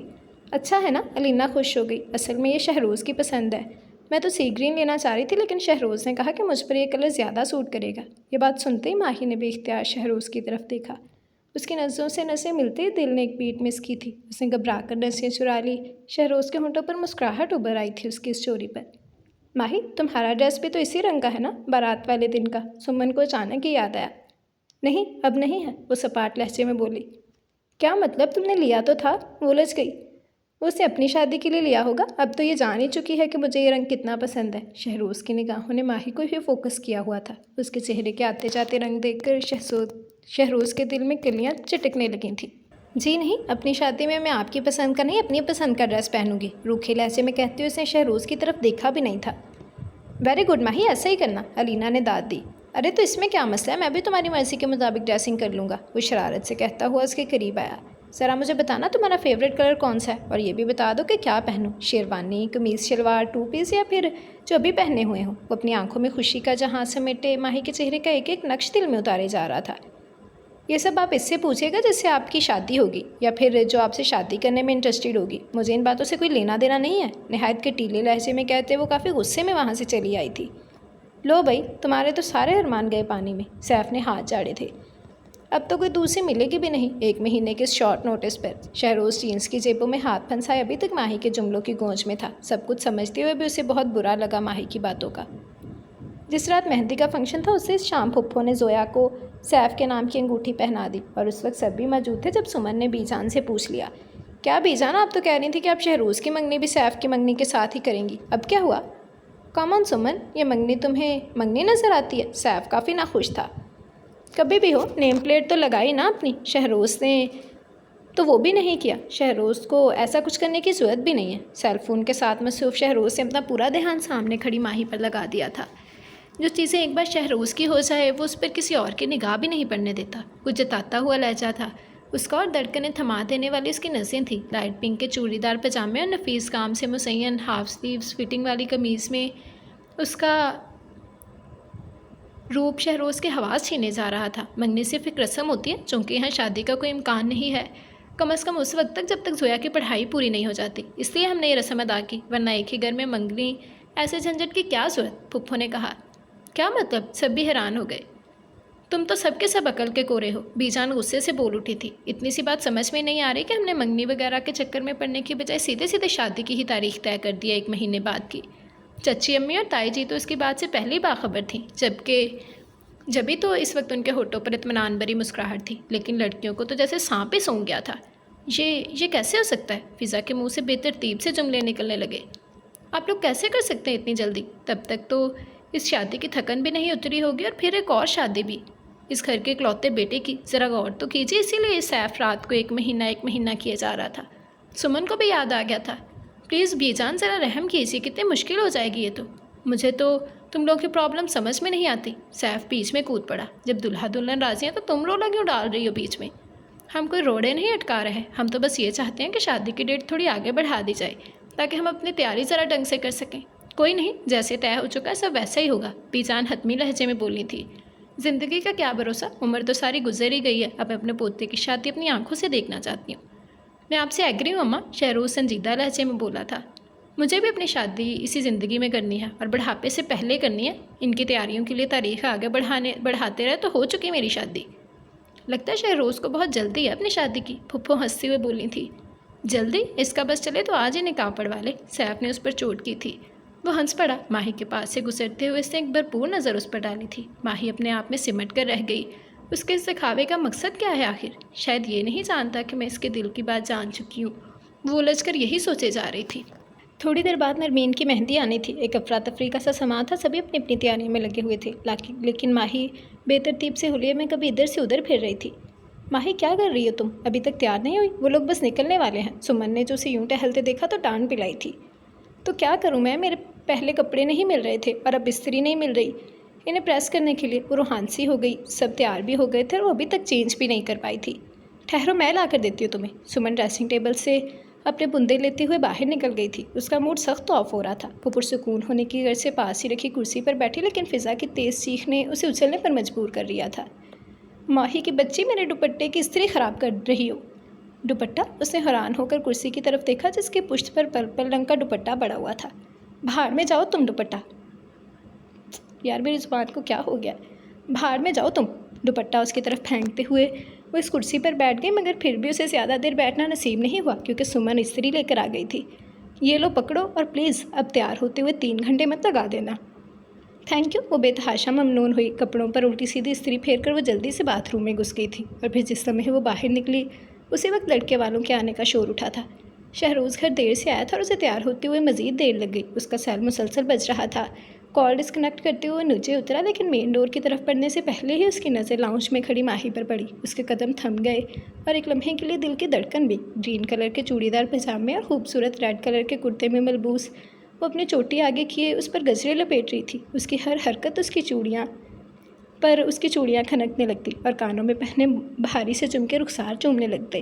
یہ سج دھج اس کا یہ بنا سنورا روپ کسی کے بھی ہوش اڑانے کے لیے کافی تھا۔ اور شہروز جو پہلے ہی اس کے آگے دل ہار چکا تھا، کیسے اس کے حسین وجود سے نظریں چرا لیتا۔ وہ دھیرے سے اس کے قریب آیا اور تبھی ماہی کو اس کی موجودگی کا احساس ہوا۔ اسے ٹیبل سے کنگن اٹھا کر اس کے ہاتھوں میں سجائے تھے اور پھر اس کے ہاتھ اپنے ہاتھوں میں لے کر اس کے لمس اس کی قربت کو محسوس کرنے لگا۔ پوری شدت کے ساتھ ماہی سحر زدہ کھڑی تھی۔ شہروز کی آنکھوں سے برستی جذبوں کی رمجم پھوار میں اس کا پور بھیگنے لگا تھا۔ نہ جانے کتنی دیر گزر گئی تھی، سانس، وقت اور دل جیسے تھم سے گئے تھے۔ شہروز تم یہاں ہو؟ اچانک ہی علینا کی آواز نے وہ سحر ایک چھناکے سے توڑ دیا۔ ماہی نے اپنے ہاتھ اس کے ہاتھوں سے چھڑوا کر علینا کی طرف دیکھا۔ وہ گجرے لیے اسی طرف آ رہی تھی۔ اچھا ہوا تم یہیں مل گئے، دیکھو میں ابھی تک باہر نہیں گئی، تم مجھے یہ گجرے پہنا دو گے پلیز، اور یہ کنگن بھی۔ وہ گجرے شہروز کو تھماتے ہوئے کہہ رہی تھی، حالانکہ ماہی پاس ہی کھڑی تھی۔ وہ یہ کام ماہی سے بھی کہہ سکتی تھی، لیکن علینا تو اس کی طرف دیکھ ہی نہیں رہی تھی، جیسے وہ وہاں موجود ہی نہ ہو۔ کیوں نہیں؟ شہروز نے خوش دلی سے کہتے ہوئے اس کے ہاتھ تھام کر وہ کنگن پہنائے تھے۔ ماہی کے ارد گرد آگ کا لاؤ سا بھڑک اٹھا۔ دل میں بڑھ جانے والے دھوئیں سے اسے سانس لینا مشکل ہونے لگا، تو وہ باہر نکل آئی تھی۔ تازہ ہوا میں آنے کے بعد وہ چند لمحے اس کونے میں کھڑی اپنی حالت نارمل کرتی رہی۔ تھوڑی دیر پہلے شہروز کی موجودگی میں وہ ہر بات بھول گئی تھی۔ وہ بھول گئی تھی کہ اب شہروز کی زندگی میں کوئی اہمیت باقی نہیں رہی۔ اس خواب کے سے عالم میں سے ساری تلخ سچائیاں اسے کوسوں دور چلی گئی تھیں۔ اسے یہ بھی یاد نہیں رہا تھا کہ شہروز کے نزدیک اس کی محبت ایک جذباتی حماقت سے زیادہ کچھ نہیں تھی۔ لیکن علینا نے آتے ہی اسے آسمان کی وسعتوں سے حقیقت کی پتھریلی زمین پر لا پٹکا تھا۔ اس نے ایک نظر اپنی کلائیوں پر ڈالی۔ ان کلیوں کی خوشبو ماہی کی سانسوں میں اتر کر من میں بسے اس شخص کی موجودگی کا احساس دلا رہی تھی۔ بے بسی اس پر حاوی ہونے لگی تھی۔ اسے سلگتے ہوئے وہ دونوں کنگن اتار کر ایک طرف پھینک دیا۔ یہ کیا کیا تم نے؟ وہ کب سے اس کے پیچھے آ کھڑا ہوا، اسے پتہ بھی نہیں چلا تھا۔ یہ کنگن تم نے پھینک کیوں دیے؟ وہ کچھ برہم سا نظر آ رہا تھا۔ میری مرضی، وہ دھیرے مگر کاردار لہجے میں بولی تھی۔ میں کچھ پھینکوں یا رکھوں؟ آپ کو اس سے کیا؟ تمہاری مرضی تمہارے معاملوں میں چلتی ہوگی۔ میرے پہنائے گئے کنگن تمہیں اس طرح اتار کر پھینکنے کا کوئی حق نہیں ہے۔ بہت دنوں بعد شہروز کے لہجے میں خود سری اود کر آئی تھی۔ حق؟ اس نے طنزیہ لہجے میں دہرایا تھا۔ کس حق کی بات کر رہے ہیں آپ؟ میں خود پر آپ کا کوئی حق نہیں مانتی، اس لیے اپنے گھسے پٹے ڈائیلاگس کسی اور کے لیے سنبھال کر رکھیے۔ تمہارے ماننے یا نہ ماننے سے کیا ہوتا ہے؟ آج نہیں تو کل تم خود اپنے سارے حقوق مجھے سونپ دو گی۔ شہروز کی بھرپور تاثر دیتی آنکھوں میں اس وقت ناقابل بیان سی کیفیت تھی۔ بہت بڑی بھول کا شکار ہیں آپ کو کیا لگتا ہے بیچارے نے فیصلہ کر لیا تو میں سر جھکا لوں گی، مان لوں گی ان کے فیصلے کو؟ آپ سے شادی کرنے سے تو بہتر ہے میں اپنی جان دے دوں، اور ایسا ہی کروں گی اگر کسی نے مجھے مجبور کیا تو۔ وہ اس وقت انگارہ بنی کھڑی تھی۔ کجلے سے سجی اس کی خوبصورت آنکھوں میں اترتی سرخی نے انہیں اور بھی قاتل بنا دیا تھا۔ آپ جیسے کرپٹ انسان سے شادی تو بڑی بات، مجھے تو آپ کی صورت دیکھنا بھی گوارا نہیں ہے۔ شہروز لبین سے اپنے اعصابی تناؤ پر قابو پانے کی کوشش کر رہا تھا۔ اس کے صبر کا پیمانہ بس لبریز ہونے کو ہی تھا۔ بات حسد تک بھی آگے نہ بڑھتی اگر مجھے آپ کے صبیحہ چہرے کے پیچھے چھپی مکروہ صورت پہلے نظر آ جاتی۔ دنیا میں دوگلے تو کئی لوگ ہوں گے، لیکن آپ جیسا منافق شاید ہی کوئی پیدا ہوا ہو۔ ماہی کے منہ سے بنا سوچے سمجھے نکلنے والا یہ جملہ شہروز کی عزت نفس پر ایک کاری ضرب لگا تھا۔ آپ سے شادی میں کبھی نہیں کروں گی، مر کر بھی نہیں، اور نہ ہی اس کے لیے مجھے کوئی مجبور کر سکتا ہے، نہ بیچ آنا نہ ہی میرے ماں باپ۔ یاد رکھیے گا یہ بات، انگلی اٹھا کر کہتے ہوئے اس کا لہجہ چیلنج لیے ہوئے تھا۔ ضرور یاد رکھوں گا، اپنی بات کہہ کر وہ جانے کے لیے مڑی ہی تھی کہ شہروز نے اس کا بازو پکڑ کر اس کا رخ اپنی جانب موڑا تھا۔ لیکن تم بھی میری ایک بات کان کھول کر سن لو۔ اس کی آنکھوں سے شعلے سے لپک رہے تھے۔ شہروز کا یہ روپ اس نے آج پہلی بار دیکھا تھا، اور ایک لمحے کے لیے وہ اندر ہی اندر خائف سی ہو گئی تھی۔ آج یا کل شادی تو تمہاری مجھ سے ہی ہونی تھی، لیکن میری انا کو نشانہ بناتے ہوئے تم نے جو چیلنج مجھے دیا ہے میں اس سے پیچھے نہیں ہٹوں گا۔ 1 مہینہ تو بھی بہت دور ہے، 3 دن کے اندر اندر اگر میں نے تمہیں مہین افتخار سے مہرین شہروز نہ بنا دیا تو میں خان کی اولاد نہیں۔ ایک جھٹکے سے اس کا بازو چھوڑتے ہوئے اس کے پاس سے گزرتا چلا گیا، اور مہین اس کے دیے گئے جھٹکے کے باعث لڑکھڑا کر رہ گئی تھی۔ آج بارات کا دن تھا اور مہین کی ذہنی حالت بے حد دگردگو ہو رہی تھی۔ ایک عجیب سا ڈر تھا جو دل میں بیٹھ گیا تھا۔ کل رات اس نے جوش میں آ کر شہروز کو برا بھلا کہہ تو دیا تھا، لیکن شہروز نے اس کی باتوں پر جس طرح کا ریئیکٹ کیا تھا، ماہی نے سوچا تو دل کن پٹیوں میں دھڑکنے لگا تھا۔ وہ شہروز کو اچھی طرح جانتی تھی، اس کی ضد اور ہٹ درمی کو بھی۔ یہی وجہ تھی کہ وہ اب اپنے کیے پر پچھتانے لگی تھی، کیونکہ شہروز نے جو کچھ بھی کہا تھا وہ اس پر عمل بھی کرنے والا تھا۔ سلور کلر کے پشواس میں نازک سی جولری اور ہلکے پھلکے میک اپ نے اس کی خوبصورتی کو دو آتشا کر دیا تھا۔ مانا کہ آج تم بہت حسین لگ رہی ہو، لیکن اس کا یہ مطلب بھی نہیں کہ خود پر عاشقی ہو جاؤ۔ اب ہٹو یہاں سے، مجھے بھی تیار ہونا ہے۔ فضا نے اسے جھنجھوڑا تو وہ جیسے خواب سے جاگی تھی۔ ماہی میں تمہیں بتانا بھول گئی، نرمین آپ بھی بلا رہی تھی تمہیں کچھ دیر پہلے، سمن نے بتایا۔ ہاں آپ بھی کہیے کیا بات ہے؟ اس کے پاس آ کر بیٹھ گئی۔ تم کیسی ہو ماہی؟ کل رات مجھے تمہاری طبیعت کچھ ٹھیک نہیں لگ رہی تھی، نرمین نے اس کا ہاتھ تھام کر نرم لہجے میں پوچھا تو حیران سی نظروں سے اسے دیکھنے لگی۔ میں ٹھیک ہوں، لیکن اسے کچھ کہتے کہتے ہونٹ بیچ لیے۔ تم پریشان ہو یہی نا؟ نرمین نے اس کی ادھوری بات مکمل کی تھی۔ تمہاری پریشانی کی وجہ کہیں تمہاری شادی تو نہیں؟ اس نے خیال ظاہر کیا۔ وہ کیا جواب دیتی؟ آنکھوں میں آئی بے تحاشا نمی کے سبب وہ نرمین کو دیکھنے سے بھی گریز کر رہی تھی۔ بتا دو ماہی کیا پریشانی ہے؟ نرمین اس کی کیفیت محسوس کر گئی تھی۔ وہ چند لمحے کچھ سوچتی رہی اور پھر دل پر بڑھتے ہوئے بوجھ سے تھک کر اس نے نرمین سے ساری باتیں کہہ ڈالی، جس کو سن کر نرمین کو غالباً یقین نہیں آیا تھا۔ تمہیں کوئی غلط فہمی ہوئی ہوگی ماہی، اگر شہروز تم سے پیار نہ کرتا تو اس شادی کے لیے حامی کیوں بڑھتا؟ بلکہ مجھے تو بی جان کے اس فیصلے کے بعد ہی یہ معلوم ہوا ہے کہ شہروز تم سے محبت کرتا ہے۔ وہ مجھ سے پیار نہیں کرتا آپی، آپ کو نہیں پتہ، وہ صرف الینا سے پیار کرتا ہے۔ گلے میں اٹکتے ہوئے آنسوؤں کے سبب اس سے بات بھی نہیں ہو پا رہی تھی۔ خدا کے لیے ماہی، یہ تم کیا کہہ رہی ہو؟ ان سب کے پیچھے الینا کہاں سے آ گئی؟ تم کیوں خام خواہ اس طرح الینا کو؟ اس نے غصے سے بات ادھوری چھوڑی۔ میں خام خواہ کسی پر الزام نہیں لگا رہی، میں پاگل نہیں ہوں کہ ایسی خود ساختہ بکواس کروں، اپنی آنکھوں سے دیکھا ہے میں نے، اور شہروز کا وہ اعتراف۔ لیکن آپ کو کیا، زندگی تو میری برباد ہو رہی ہے نا؟ وہ سر پکڑ کر رونے لگی تھی۔ نرمین کا دل دکھنے لگا۔ پلیز ماہی چپ ہو جاؤ، اس طرح رونے سے کیا ہوگا؟ اچھا سنو، اسے ماہی کا چہرہ اپنے ہاتھوں میں لے کر کہا تھا، جب تمہیں اتنے ہی شک و شبہات ہیں تو تم شہروز سے ساری بات صاف کیوں نہیں کر دیتی؟ کی تھی میں نے کل رات بات، نتیجہ کیا نکلا؟ وہ سب یاد کر کے اس کے رونے میں شدت آ گئی۔ تم نے اس سے بات نہیں کی تھی، تم نے اس سے جھگڑا کیا تھا، نرمین نے اسے جتایا۔ کچھ بھی ہو، اب میں اس سے کوئی بات نہیں کروں گی، اب میں اس کی صورت بھی نہیں دیکھوں گی، مجھے نفرت ہے اس شخص سے۔ اس سے نفرت کا اظہار کرتے ہوئے اس نے حقیقت اس چاہت کی نفی کرنی چاہی تھی جب اس کی دھڑکنوں میں سما چکی تھی۔ بارات کے آنے تک وہ اپنے کمرے میں بیٹھی رہی اور بعد میں بھی زویا اسے زبردستی باہر لے آئی تھی۔ کامن یار، دلہن کی بہن ہو تم اور اس طرح چھپ کر بیٹھی ہو کہ جیسے تمہاری شادی ہو رہی ہو۔ پریکٹس کرنا اچھی بات ہے، مگر ابھی تو پورا مہینہ پڑا ہے۔ برقی کمکموں سے سجا لان بکیا نور بنا ہوا تھا۔ سامنے ہی خوبصورتی سے بنے اسٹیج پر انس بھائی اور ان کے کزنز پورے جوان تھے۔ رافی نے دور سے ہی اسے دیکھ کر ہاتھ ہلایا تھا تو وہ مسکرا دی تھی۔ کہاں تھے تم؟ نہ کل رات نظر آئی اور اب بھی اتنی دیر بعد دکھائی دی ہو، وہ اس کے پاس چلایا تھا۔ میں تو یہیں تھی، لیکن تمہیں دوسری لڑکیوں سے فرصت ملے تو میں نظر آؤں نا، اس نے خفگی سے کہا تھا۔ کیا کروں، لڑکیاں خود ہی چلی آتی ہیں، اب میں ان کا دل تو نہیں توڑ سکتا، وہ مصنوعی لاچارگی سے بولا تو ماہی کو ہنسی آ گئی تھی۔ اچھا مبارکباد وصول کرو، ایسا نہ ہو میں بعد میں بھول جاؤں، اس نے جلدی سے بات بدلی تھی۔ کیا کہا، کس چیز کی مبارکباد؟ اسے چنبا ہوا تھا۔ سنا تمہارا رشتہ طے ہو گیا تمہارے اس حسین و جمیل کزن سے، اس کا انداز شرارتی تھا۔ ماہی کے چہرے کا رنگ متغیر سا ہو گیا، اتنی مشکل سے تو وہ نارمل ہو کر یہاں آئی تھی اور یہاں بھی شہروز کا حوالہ۔ جانتے مجھے کتنی جلن محسوس ہو رہی ہے شہروز سے؟ رافی نے دوبارہ شہروز کا نام لیا مگر کچھ عجیب انداز میں۔ ماہی چونک گئی۔ میں نے سوچا تھا بھابھی کے ساتھ ساتھ ان کی بہن بھی ہمارے گھر کی رونق کو چار چاند لگا دیں گی، لیکن افسوس شہروز پہل کر گیا۔ ماہی ساکت رہ گئی تھی۔ آس پاس بکھرتا ہوا شور اسے بہت دور سے آتا محسوس ہو رہا تھا۔ اس سے پہلے کہ ماہی اس سے کچھ کہتے، اس کے کسی کزن نے اسے بلایا تھا۔ رافی کے جاتے ہی اس نے ایک کرسی پر بیٹھ کر پھر سے اپنے آپ کو سنبھالنے کی کوششیں شروع کر دی تھیں۔ اس نے کسی رسم میں حصہ نہیں لیا تھا۔ سمن اور زویا سب کچھ کرتی رہیں، وہ الگ تھلگ سی بیٹھی رہی۔ ساری تقریب میں جس وقت رخصتی ہو رہی تھی وہی روایتی رونے دھونے کا سین چل رہا تھا۔ گھر کے تقریباً سبھی لوگوں کی آنکھوں میں آنسو تھے، لیکن ماہی نے تو رو رو کر سب کو پریشان کر ڈالا تھا۔ بس کرو بیٹا، اتنا نہیں روتے، اسے آنسو صاف کرتے ہوئے اسے خود سے لگا لیا۔ اور نہیں تو کیا، اتنا پانی تو پوری زندگی میں اس کی آنکھوں میں جمع نہیں ہوا ہوگا جتنا آج اس نے بہا ڈالا تھا۔ کچھ اپنی رخصتی کے لیے بھی بچا رکھو کزن، سیف نے پاس سے ہی ہانک لگائی تھی۔ کسی کو اندازہ نہیں تھا وہ نرمین کے جانے سے اداس تو تھی ہی، لیکن جو چیز اسے سب سے زیادہ رلا رہی تھی وہ اس کے دل کا درد تھا، جو بڑھتے بڑھتے جسم و جاں میں پھیلنے لگا تھا۔ سمن کے پکڑائے گئے رومال سے آنسو صاف کرتے ہوئے اس نے سامنے دیکھا۔ نرمین کو سجی ہوئی گاڑی تک لے جاتے ہوئے وہ اتنی دیر میں پہلی بار اسے نظر آیا تھا۔ وہ سفید شلوار قمیض اور بلیک واسکوٹ میں ملبوس، دلوں میں اتر جانے والا اس کا وجیہہ سراپا اس وقت اس کی شان ہی لگ رہا تھا۔ شہزادوں کسی آن بان سمیٹے وہ اس پیری محفل میں سب سے جدا لگ رہا تھا۔ رخصتی کے بعد جب مہمان بھی ایک ایک کر کے چلے گئے تھے، سیف اور چاچو لان میں ہی موجود لائٹس وغیرہ اتروانے کا کام اپنی نگرانی میں کروا رہے تھے۔ وہ سیف کو بلا کر اندر آنے لگی تھی کہ دروازے پر ہی کافی زور سے اسے ٹکرا گئی، اور شہروز نے ایک بھی لمحہ ضائع کیے بغیر فوراً اسے سنبھال لیا تھا۔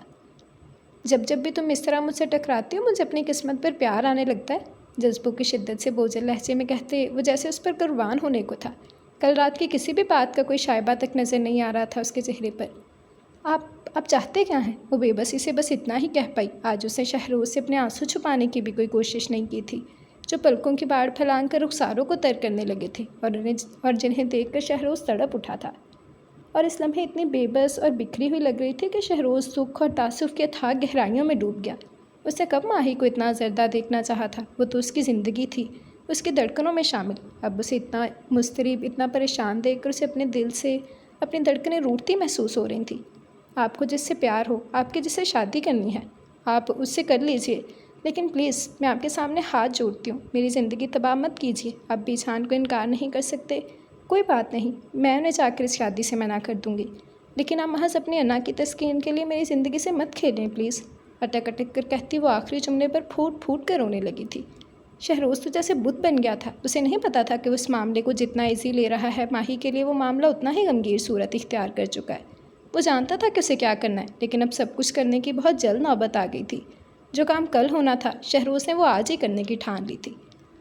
شہروز سے اپنا کہا سچ کر دکھایا تھا، یعنی کہ ان کے نکاح کی کارروائی انجام پا چکی تھی۔ ماہی نہیں جانتی تھی شہروز نے یہ کیسے کیا، اسے بی جان، تایا جی اور ابو سے کیا کہا، انہیں کس طرح راضی کیا۔ جس وقت اس نے نکاح نامے پر سائن کیا، اس وقت اس نے اپنے دل سے ہر امید، ہر خوش فہمی نکال پھینکی تھی۔ جب حقیقت ایک بھیانک روپ لے کر سامنے کھڑی ہو، تب اسے چاہ کر بھی نظریں نہیں چرائی جا سکتی۔ ماہی نے بھی خود کو حالات کے دائرے پر چھوڑ دیا تھا۔ میری بات ذرا کھلے دل و دماغ سے سننا ماہی، شہروز تمہیں چاہتا ہے اور بہت چاہتا ہے۔ تم سوچ رہی ہوگی میں یہ سب تمہیں کیوں بتا رہا ہوں، صرف اس لیے کہ تم یہ بدگمانی اپنے دل سے نکال دو۔ کل ہم جا رہے ہیں اور اس سے پہلے ہی میں تمہیں سچائی بتانا چاہتا ہوں۔ میں نہیں چاہتا کہ شادی تک کا عرصہ تم اس طرح جلتے کٹتے گزار دو۔ سیف نہ جانے اسے کیا سمجھانا چاہ رہا تھا۔ اس مہربانی کے لیے تھینکس سیف، لیکن میرے جلنے کٹنے کی فکر تم مت کرو۔ وہ چاہتے ہوئے بھی اپنی لہجے کی تلخی چھپا نہیں پائی تھی۔ میں بچی نہیں ہوں کہ ان جھوٹے دلاسوں سے بہل جاؤں گی۔ نکاح نامے پر سائن تو کرتے ہیں نا میں نے، پھر کس بات کی پریشانی ہے تمہارے دوست کو؟ فار گاڈ سیک ماہی، تم واقعی نہ سمجھو یا پھر کچھ سمجھنا ہی نہیں چاہتی۔ سیف چلا اٹھا تھا۔ تمہیں نہیں لگتا تم نے خواہ خواہ کی مصیبت اپنے سر لے رکھی ہے، ایک ایسی پریشانی جس کا حقیقت میں کوئی وجود ہی نہیں ہے؟ کیا کہنا چاہتے ہو تم؟ وہ الجھی ہوئی نگاہوں سے اسے دیکھنے لگی۔ دیکھو ماہی، وہ تم سے محبت کرتا ہے اور اس کی بس یہ خواہش تھی کہ تم جو اس کی محبت دل میں چھپائے ہوئے ہو، وہ اسے ایک بار تمہاری آنکھوں میں دیکھ لی۔ سیف اسے دیکھتے ہوئے کہہ رہا تھا۔ ماہی کے چہرے کے تاثرات ایک لمحے کے لیے ہولے تھے، لیکن اس نے کچھ کہنے کی زحمت نہیں کی۔ تم الینا کے حوالے سے بھی شکوک کا شکار ہو۔ شہروز اور الینا میں دوستی ضرور ہے، لیکن تم نے جو سوچا اور سمجھا ویسی کوئی بات کبھی بھی نہیں رہی۔ یہ ماہی کے لیے ایک حیرت کا جھٹکا تھا۔ وہ نہیں جانتی تھی کہ الینا کے لیے اس کی کیفیات سے نرمین کے علاوہ اور بھی کوئی واقف ہے۔ الینا میری ہی ایک کزن سے کمیٹڈ ہے اور بہت جلد اس کی شادی بھی ہونے والی ہے۔ کچھ چیزیں جو ان کے درمیان تھی حقیقی تھیں اور کچھ ایک ڈرامہ۔ شہروز نے محسوس کر لیا تھا کہ تم اس کی اور الینا کی بے تکلفی سے چڑھنے لگی ہو، بلکہ اسے جیلسی کہنا زیادہ مناسب ہوگا۔ سیف آخری جملہ کہتے ہوئے ذرا مسکرا دیا تھا۔ ماہی عالم تحیر میں بیٹھی تھی۔ اس نے تو کبھی اپنے چہرے سے الینا کے لیے بازاری ظاہر نہیں ہونے دی تھی، پھر شہروز کیسے یہ بات جان گیا تھا کہ اسے الینا سے کتنا شدید قسم کا بیر تھا؟ اور یہی وہ چاہتا تھا۔ سیف نے سلسلہ کلام پھر سے جوڑا کہ تمہارے تاثرات، تمہارے احساسات کھل کر اس کے سامنے آ سکیں اور وہ جان سکے کہ تمہارے دل میں اس کے لیے کیا ہے۔ مجھے سمجھ میں نہیں آ رہا سیف، تمہاری ان ساری وضاحتوں کا میں کیا کروں؟ ماہی حیرت کے ابتدائی جھٹکے سے سنبھل چکی تھی۔ جو کچھ شہروز نے تمہارے ساتھ کیا، جو کچھ شہروز نے تمہارے سامنے کہا، اس کے لیے کون سا نیا جواز کرو گے تم؟ سیف کی ساری باتیں سن کر بھی اسے کوئی اطمینان نہیں ہوا تھا، کیونکہ شہروز کے وہ جملے ابھی تک اس کے کانوں میں گونج رہے تھے جب وہ اس کی محبت کو ایک وقتی ابال قرار دے رہا تھا۔ ذرا وضاحت کرو کہ تم کیا پوچھنا چاہ رہی ہو؟ وہ سمجھ نہیں پایا تھا۔ شہروز کا اعتراف، اپنی مجبوری کے وہ رونے جو وہ تمہارے سامنے رو رہا تھا، اپنی محبت کو حماقت قرار دینا، کیا تھا وہ سب؟ اس کا چہرہ سرخ پڑ گیا تھا وہ یاد کر کے۔ سیف چند لمحے اسے دیکھتا رہا، پھر جیسے ہی بات اس کی سمجھ میں آئی وہ اپنی جگہ سے اچھل پڑا تھا۔ او مائی گاڈ، مجھے یقین نہیں آ رہا تم اتنی پاگل بھی ہو سکتی ہو، کچھ تعصف بھرے میں لہجے میں کہتے وہ ہنس پڑا تھا۔ اس میں ہنسنے والی کون سی بات ہے؟ ماہی کو غصہ آ گیا تھا۔ ہنسنے والی بات ہی ہے ڈیئر، وہ مسکراتے ہوئے کہہ رہا تھا۔ اس دن شہروز نے جو کچھ بھی کہا وہ تمہاری موجودگی سے باخبر ہو کر ہی کہا تھا، لیکن خود کو لا علم ظاہر کرتے ہوئے محض تمہیں تھوڑا تنگ کرنے کو اس نے وہ ساری باتیں کیں۔ کیا؟ اس کی آواز اس کے حلق میں ہی اٹک کر رہ گئی تھی۔ وہ بے یقین سی تھی کہ کیا وہ واقعی عقل سے اتنی پیدل ہے کہ شہروز اتنے دنوں سے اسے بیوقوف بناتا رہا اور وہ کچھ سمجھ ہی نہیں پائی۔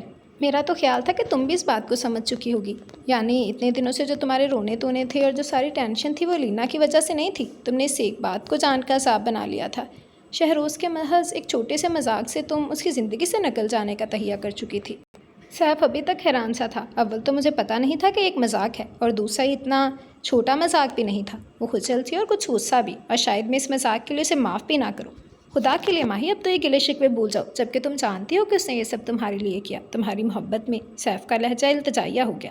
وہ خاموشی سے اپنے ہاتھوں کو دیکھتی رہی۔ دل کا سارا غبار ہوا ہو گیا تھا۔ اس بند کمرے میں بیٹھ کر بھی اسے ماحول بہت تر و تازہ محسوس ہو رہا تھا۔ اچھا مجھے میرے ایک سوال کا جواب دے دو تاکہ میں مطمئن ہو سکوں، سیف نے کہا تو سوالیہ نظروں سے اسے دیکھنے لگی تھی۔ تم شہروز سے پیار تو کرتی ہو نا؟ اس نے اس کی آنکھوں میں دیکھتے ہوئے پوچھا۔ اس کی پلکیں جھک گئی تھی۔ ہاں میں شہروز سے پیار کرتی ہوں، اس نے دھیمے لہجے میں اپنی محبت کا اقرار کیا۔ شاید شہروز کے سامنے وہ بات کبھی نہ کہہ پاتی۔ Thank God and thanks to you friend, اچانک ہی شہروز کی آواز آئی۔ ماہی تو اچھل ہی پڑی، وہ دروازے میں کھڑا تھا، آنکھوں میں محبت اور شرارت کے رنگ لیے۔ تمہارا یہ احسان میں زندگی بھر نہیں بھولوں گا سیف۔ اس کی اس بات پر ماہی کو اپنے بدن کا سارا خون چہرے پر سمٹتا محسوس ہوا تھا۔ چلو اچھا، تم سے کئی کام نکلوانے آسان ہو جائیں گے، سیف نے ہنستے ہوئے کہا تھا۔ آج اس کی زندگی کی سب سے حسین رات تھی۔ ٹیرس پر پھولوں کے جربٹ میں کھڑی وہ چاند کو تکتے ہوئے اس خوبصورت ماحول کا سارا حسن، ساری خوشبو اپنے اندر اتار رہی تھی۔ جب وہ بنا کوئی آہٹ کیے دھیرے سے اس کی پشت پر آ پہنچا، اسے اپنے حصار میں لیتے ہوئے گویا ہوا تھا۔ ایسے کون سے نظارے ہیں جو ہمارے انتظار سے زیادہ حسین ہیں؟ ماہی نے پلٹ کر اسے دیکھا۔ مکمل 16 سنگھار کیے اس کے حسن کی آب و تاب اس لمحے چاند کو بھی مات کر رہی تھی۔ آپ کو پتہ ہے 14ویں کی رات ہے؟ ہاں، چاند کی تکمیل کی رات، اور ہماری بھی۔ اس کا لہجہ بوجھل تھا، دل کے سارے جذبات جیسے اس کی گہری آنکھوں میں سمٹ آئے تھے۔ کتنا انتظار کیا ہے میں نے ان پلوں کا، جانتی ہو؟ اور کتنا ستایا ہے تم نے، اور آپ نے جو اتنے دن مجھے پریشان کیے رکھا، اس کے بارے میں کیا کہیں گے؟ ماہی تیکھے چتونوں سے اسے دیکھنے لگی تھی۔ کیا کرتا؟ تمہاری اس بے رخی کا جواب بھی دینا تھا جو تم نے میری محبت کے جواب میں روا رکھی۔ اس کے قریب ہوتے ہوئے شہروز نے اس کی بالی کو چھیڑا جو اس کا لمس پاتے ہی مسرور ہو کے جھوم اٹھی تھی۔ یعنی آپ نے بدلا لیا مجھ سے؟ اس کے انداز میں خفگی آ گئی تھی۔ یہ بھی نہیں سوچا تب کہ اگر میں سچ مچ جا کر بے جان کو انکار کر دوں تو؟ اسی لیے تو فوراً نکاح پڑھوا لیا تھا کہ تمہارا کیا بھروسہ، جس طرح میرے سامنے رو رو کر فریادیں کر رہی تھی اسی طرح اماں کے سامنے رو دو کر جان بخشی کروا لیتی تو میں تو ہاتھ ہی ملتا رہ جاتا، وہ مسکراتے ہوئے کہہ رہا تھا۔ سچ کہوں تو پہلے میں آپ کو بالکل بھی پسند نہیں کرتی تھی، اس نے کچھ شرمندگی سے اعتراف کیا تو شہروز کے ہونٹوں کی مسکراہٹ مزید گہری ہو گئی تھی۔ جب آپ نے مجھ سے یہ کہا کہ آپ کو مجھ سے محبت ہو گئی ہے تو پہلے مجھے یقین نہیں آیا، اور جب یقین آیا تو میری انا اڑے آ گئی۔ بھلا اتنا عرصہ آپ کو ناپسند کرتے کرتے میں اس طرح اچانک کیسے آپ کی محبت قبول کر لیتی؟ یہ تو دوگلا پن ہوتا نا؟ اس نے بات کرتے ہوئے اسے دیکھا۔ بالکل نہیں، شہروز نے نفی میں سر ہلایا۔ تم ایک بار اپنے دل میں جھانک کر دیکھ لیتی تو تمہیں یہ سوچنے کی ضرورت ہی نہ پڑتی۔ میں جانتا تھا تم مجھ سے پیار کرتی ہو، یہ اقرار میں تمہارے منہ سے سننا چاہتا تھا۔ ویسے تم نے ابھی تک مجھے یہ نہیں بتایا کہ تم مجھے کتنا چاہتی ہو۔ یہ کہتے ہوئے اس کی شفاف آنکھوں میں کئی رنگ جھلملا اٹھے تھے۔ ایسی کوئی بات ہوگی تو کہوں گی نا، ماہی نے شرارت سے کہتے ہوئے رخ پھیر دیا تھا۔ واٹ؟ شہروز کی آواز بلند ہو گئی تھی۔ کیا کہہ رہی ہو تم؟ اسے شانوں سے پکڑ کر اپنی جانب کیا۔ وہ بے اختیار کھلکھلا کر ہنس پڑی تھی اور شہروز محبوب سا اسے دیکھتا رہ گیا تھا۔ ماہی کی پلکیں جھک گئی تھیں اس کی والہانہ نگاہوں کی تپش سے۔ اس کے رخساروں میں گلاب کھلنے لگے تھے۔ تمہیں پتہ ہے ماہی، تم کتنی خوبصورت ہو، ہر رنگ، ہر منظر، ہر دلکشی تمہارے سامنے ماند ہے۔ تمہاری ہنسی، تمہاری باتیں، تمہاری خوشبو، وہ بے خود سا ہونے لگا تھا۔ میں تمہیں دیکھتا ہوں تو میرا دل، میری دھڑکنیں پاگل ہونے لگتی ہیں۔ تمہارے قریب آتے ہی میرے ہوش و حواس میرا ساتھ چھوڑنے لگتے ہیں۔ تم نے مجھے پاگل کر دیا ماہی، تمہاری محبت نے مجھے ایسی دیوانگی میں دھکیل دیا ہے کہ میں چاہ کر بھی اس سے نکل نہیں پا رہا ہوں۔ بتاؤ ماہی، کیوں کیا میرے ساتھ ایسا؟ وہ دونوں ہاتھوں میں اس کا چہرہ تھامے اس کی آنکھوں میں جھانکتے ہوئے باری لہجے میں پوچھ رہا تھا۔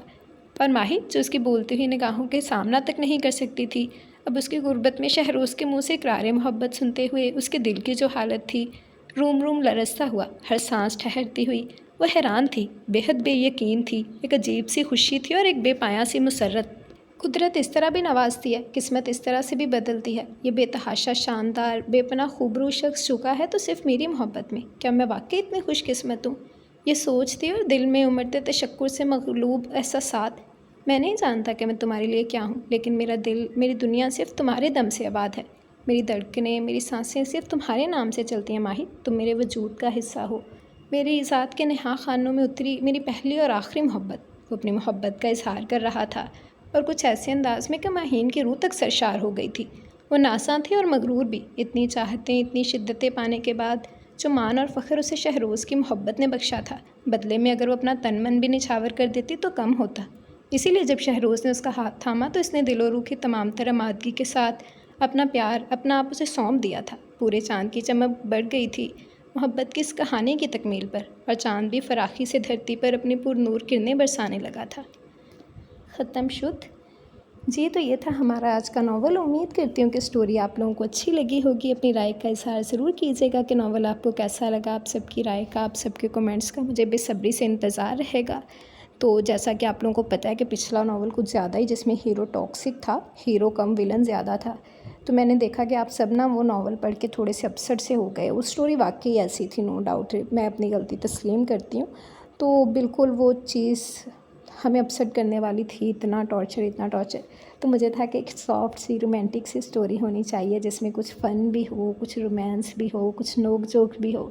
تو اس میں سب کچھ ہی تھا. تو مجھے ضرور بتائیے گا کہ کیسا لگا ناول. آپ لوگوں کی رائے کا، آپ لوگوں کے کمنٹس کا مجھے بے صبری سے انتظار رہے گا. اس کے علاوہ جس نے ابھی تک چینل سبسکرائب نہیں کیا، جلدی سے چینل سبسکرائب کر لیں، بیل آئیکن دبا دیں تاکہ ہر آنے والی نئی ویڈیو آپ کو ملتی رہے. لائک، کمنٹ اور شیئر کرنا مت بھولیں. ٹھیک ہے جی. تو ناول کا نام تھا تم مگر ساتھ رہو، از قلم عائشہ نصیر احمد. امید کرتی ہوں کہ ناول آپ لوگوں کو اچھا لگا ہوگا. آپ سب کی رائے کا، آپ سب کے کمنٹس کا میں بے صبری سے انتظار کروں گی. آپ نے اچھا رسپانس دینا ہے اور مجھے بتانا ہے کہ ناول آپ کو کیسا لگا ہے. ٹھیک ہے، تو چلیں ایک دفعہ کمنٹ سیشن دیکھ لیتے ہیں، اس کے بعد پھر اپنی ویڈیو ایڈ کریں گے. جی تو سب سے پہلے محمد طفیل کا کمنٹ ہے. السلام علیکم جی، کیسی ہیں آپ؟ ناول بہت اچھا تھا، بہت شکریہ، تھینک یو ویری مچ. وعلیکم السلام، میں بالکل ٹھیک ہوں محمد طفیل، آپ کیسی ہیں؟ تھینک یو ویری مچ. آپ کو ناول اچھا لگا، مجھے خوشی ہوئی. آگے بھی آپ کی رائے کا انتظار رہے گا. مجھے ضرور بتائیے گا کہ آج کا ناول آپ کو کیسا لگا. شارٹ سی، کیوٹ سی، پیاری سی اسٹوری تھی. امید کرتی ہوں کہ آپ کو اچھی لگی ہوگی. اپنی رائے کا اظہار ضرور کیجیے گا. ٹھیک ہے. دین ایم سلطانہ کہہ رہی ہیں، سلطانہ یا جو بھی ہے، یہ کہہ رہی ہیں پلیز آپ بیچ میں اپنے کمنٹس نہ دیں. اوکے ڈیئر، اگر آپ کو یہ اچھا فیل نہیں ہوتا تو میں نہیں دوں گی، کوئی مسئلہ نہیں ہے. دین فرحہ یاسر کہہ رہی ہیں انتہائی فضول اینڈ کوئی سیلف رسپیکٹ نہیں ہیروئن کی. ہر ایک کی اپنی اپنی رائے ہے. جہاں پر مجھے ایک فقرہ، ایک اس لڑکی کا ڈائلاگ بہت اچھا لگا تھا کہ معاف کر دینے سے بڑی سزا کیا ہوتی ہے. تو جب سب کچھ اللہ پہ چھوڑ دو نا تو اللہ آپ کے ساتھ کبھی بھی برا نہیں ہونے دیتا. تو ایک طرح سے رائٹر نے اپنی طرف سے لیسن دینے کی کوشش کی تھی، صبر کا، معاف کرنے کا، درگزر کرنے کا. لیکن نو ڈاؤٹ کہ اس میں ہیرو کا کریکٹر واقعی بہت ٹاکسک تھا. یہ چیز نہیں ہونی چاہیے تھی، یہ میں مانتی ہوں، لیکن چلیں کوئی بات نہیں. دین آیت انصاری کہہ رہی ہیں السلام علیکم، آئی ایم نیو. آپ واحد ہیں جو اتنی لمبی ایپیسوڈ دیتے ہیں، شکریہ. وعلیکم السلام، موسٹ ویلکم آیت. کیسے لگے آپ کو ناولس؟ مجھے اپنی رائے کا اظہار ضرور کیجیے گا. اور آپ کے لیے ایپیسوڈس لانگ ناولس میں لاتی رہوں گی. بس آپ لوگوں کا ساتھ اور سپورٹ چاہیے. ٹھیک ہے جی، تھینک یو ویری مچ آیت. دین یوزر ٹیمپ کے نے لائک کیا، thank you very much user temp. آپ اتنے عرصے سے کہاں غائب ہو گئی تھی؟ دین اسٹیٹک گرل کہہ رہی ہیں بہت ہی اچھا ناول جا رہا ہے. دشم بس غصہ دلا رہی ہے. بالکل دشم بہت غصہ دلاتی ہے. دین بہت ہی مزے کا ناول ہے. دشم کو سدھرنے کا ویٹ ہے. دشم سدھرے گی، اچھا سدھارے گا اسے شائزم. دیکھتے ہیں نا کہ کیا ہوتا ہے آگے. دین روبینہ خان کہہ رہی ہیں آؤٹ اسٹینڈنگ، زبردست، amazing, nice. Thank you very much Rubina. Then Saba Ijaz کہہ رہی ہیں ٹو گڈ. یار سب سن چکے ہیں تو لائک اینڈ کمنٹ میں اتنی کنجوسی کیوں ہے نا صبا؟ میں بھی یہی بات کرتی ہوں کہ اگر سن نہیں لیا ہے تو لائک کر دیا کریں، چھوٹا سا کمنٹ کر دیا کریں. ایک طرف سے آپ لوگوں کی طرف سے مجھے موٹیویشن مل جاتی ہے کہ آپ لوگ میرے ناول کو سن رہے ہیں اور آگے ویٹ کر رہے ہیں. ٹھیک ہے، تو آپ لوگ اپنی رائے کا اظہار ضرور کیا کریں. دین زینب صغیر نے لائک کیا ہے، تھینک یو ویری مچ زینب. وجیحہ فیضان کہہ رہی ہیں ناول نیم، یہ ناول کا نیم تھا ستمگر سے ہم سفر. دین ریاضمش کہہ رہی ہیں حرین کا کریکٹر واقعی بہت اسٹرانگ تھا. وہ چاہتی تو ویسے ہی بدلہ لے سکتی تھی یا چھوڑ سکتی تھی، لیکن واقعی کسی کے ظلم کو معاف کرنے سے بڑا کوئی انتقام نہیں. بالکل نو ڈاؤٹ. آج کل یہ سب بہت کامن ہے. مرد اپنی مردانگی نہیں بلکہ ایسے کر کے حیوانیت دکھاتا ہے. بے شک معاف کرنے والا معافی مانگے یا مانگنے والے سے بڑا ہوتا ہے. اسٹوری لائن اچھی تھی، بس اگر ان ایشوز کو ہائی لائٹ کرنے کے لیے رائٹر اتنا وائلنس یوز نہ کرتی تو زیادہ اچھا ہوتا. بالکل یار، میں بھی یہی بات کر رہی تھی، کتنا وائلنس یوز یہ نہیں کرنا چاہیے تھا رائٹر کو نا پرموٹ. کاز اس پر ایک حد تک تشدد، پھر مس کیریج کافی ٹرومیٹائزنگ تھا. باقی really like your narration, bring more novels. Thank you very much یاسمش، آپ کو اچھا لگا، مجھے خوشی ہوئی. آگے بھی آپ کی رائے کا انتظار رہے گا. اور میں نے بھی یہ بات ناول کینڈ میں نے بھی یہ بات کی تھی. لٹرلی مجھے یہ چیز اچھی نہیں لگی کہ رائٹر کو ایک لیسن دے رہی ہے. لاسٹ پہ بہت کمال کی لائنس لکھی گئی تھیں نو ڈاؤٹ، لیکن پھر بھی جو رائٹر نے وائلنس دکھایا نا وہ بالکل بھی نہیں تھا. چلیں ایک حد تک ٹھیک تھا کہ وہ ہیرو روڈ ہوتا یا جتنا چلتا ہے. ابھی وہ اسے بیلٹ سے مار رہا ہے، کبھی اسے سگریٹ سے جلا رہا ہے، پھر اس کا مس کیریج ہو گیا. तो इतना वॉयलेंस नहीं दिखाना चाहिए था। इस बात से मैं एग्री करती हूँ। Thank you very much यासमिश। Then Shahreen शहजादी कह रही है nice episode, thank you very much Shahreen. Aesthetic girl कह रही है शुक्र है ज़रान ने शादी नहीं की। ज़रियाम ने, ओह चलें ठीक है, अच्छा हो गया ना कि ज़रियाम ने शादी नहीं की। तो यही हमारे कुछ गिने चुने से कमेंट्स हैं। आप लोग राज में अपनी राय का इजहार किया करें। आप लोग आजकल बिल्कुल कमेंट्स नहीं कर रहे, तो मुझे लाजमी बताया करें कि नावल कैसा लग रहा है। बाकी आयशा क्वीन, सीमा सुल्ताना, अयान बेग, नज़ीमा सभी गायब हो गए हो। आमिना भाई जल्दी जल्दी वापस आ जाओ। आप लोग कहाँ गायब हो गए हो? आपको पता है मैं आप सबको कितना मिस कर रही हूँ। और बाकी सब भी जो मुझे सुन रहे हैं अपनी राय का इजहार ज़रूर किया करें। और इसके अलावा मैंने आप लोगों के लिए, जब आप लोग मुझे अच्छा रिस्पॉन्स देना स्टार्ट होंगे ना, तो मैंने आप लोगों के लिए एक बहुत ही मज़े का नावल सर्च करके रखा हुआ है, जो कि मेरा इरादा है पढ़ने का। वैसे तो अभी हमारी टीचर स्टूडेंट वाली स्टोरी भी पेंडिंग पड़ी है, वो भी मुझे पढ़नी है। और इसके अलावा मुझे आप लोगों के साथ एक और बहुत ही मज़े का नावल शेयर करना है, तो मैं दोनों करूँगी, लेकिन उस वक्त शेयर करूँगी जब आप लोग मुझे रिस्पॉन्स अच्छा दोगे। तो टोटली आप लोगों पे के रिस्पॉन्स पे डिपेंड करता है कि आप लोग मुझे रिस्पॉन्स अच्छा कब देना स्टार्ट करते हैं, कब मेरे सारे भागे हुए लिसनर्स वापस आते हैं। तो जल्दी से वापस आ जाएं। मुझे ज़रूर बताएं कि आज का नावल आपको कैसा लगा। आप सबकी राय का, आप सबके कमेंट्स का मैं बेसब्री से इंतज़ार करूँगी। जल्दी से चैनल सब्सक्राइब कर लें, बेल आइकन दबा दें, ताकि हर आने वाली नई वीडियो आपको मिलती रहे। लाइक, कमेंट और शेयर करना मत भूलें। अब हम इंशाल्लाह मिलेंगे कल नए नावल के साथ, नए किरदारों के साथ। आज का नावल एंजॉय करें, मुझे इजाज़त दें, दुआओं में याद रखिएगा। अल्लाह हाफिज़।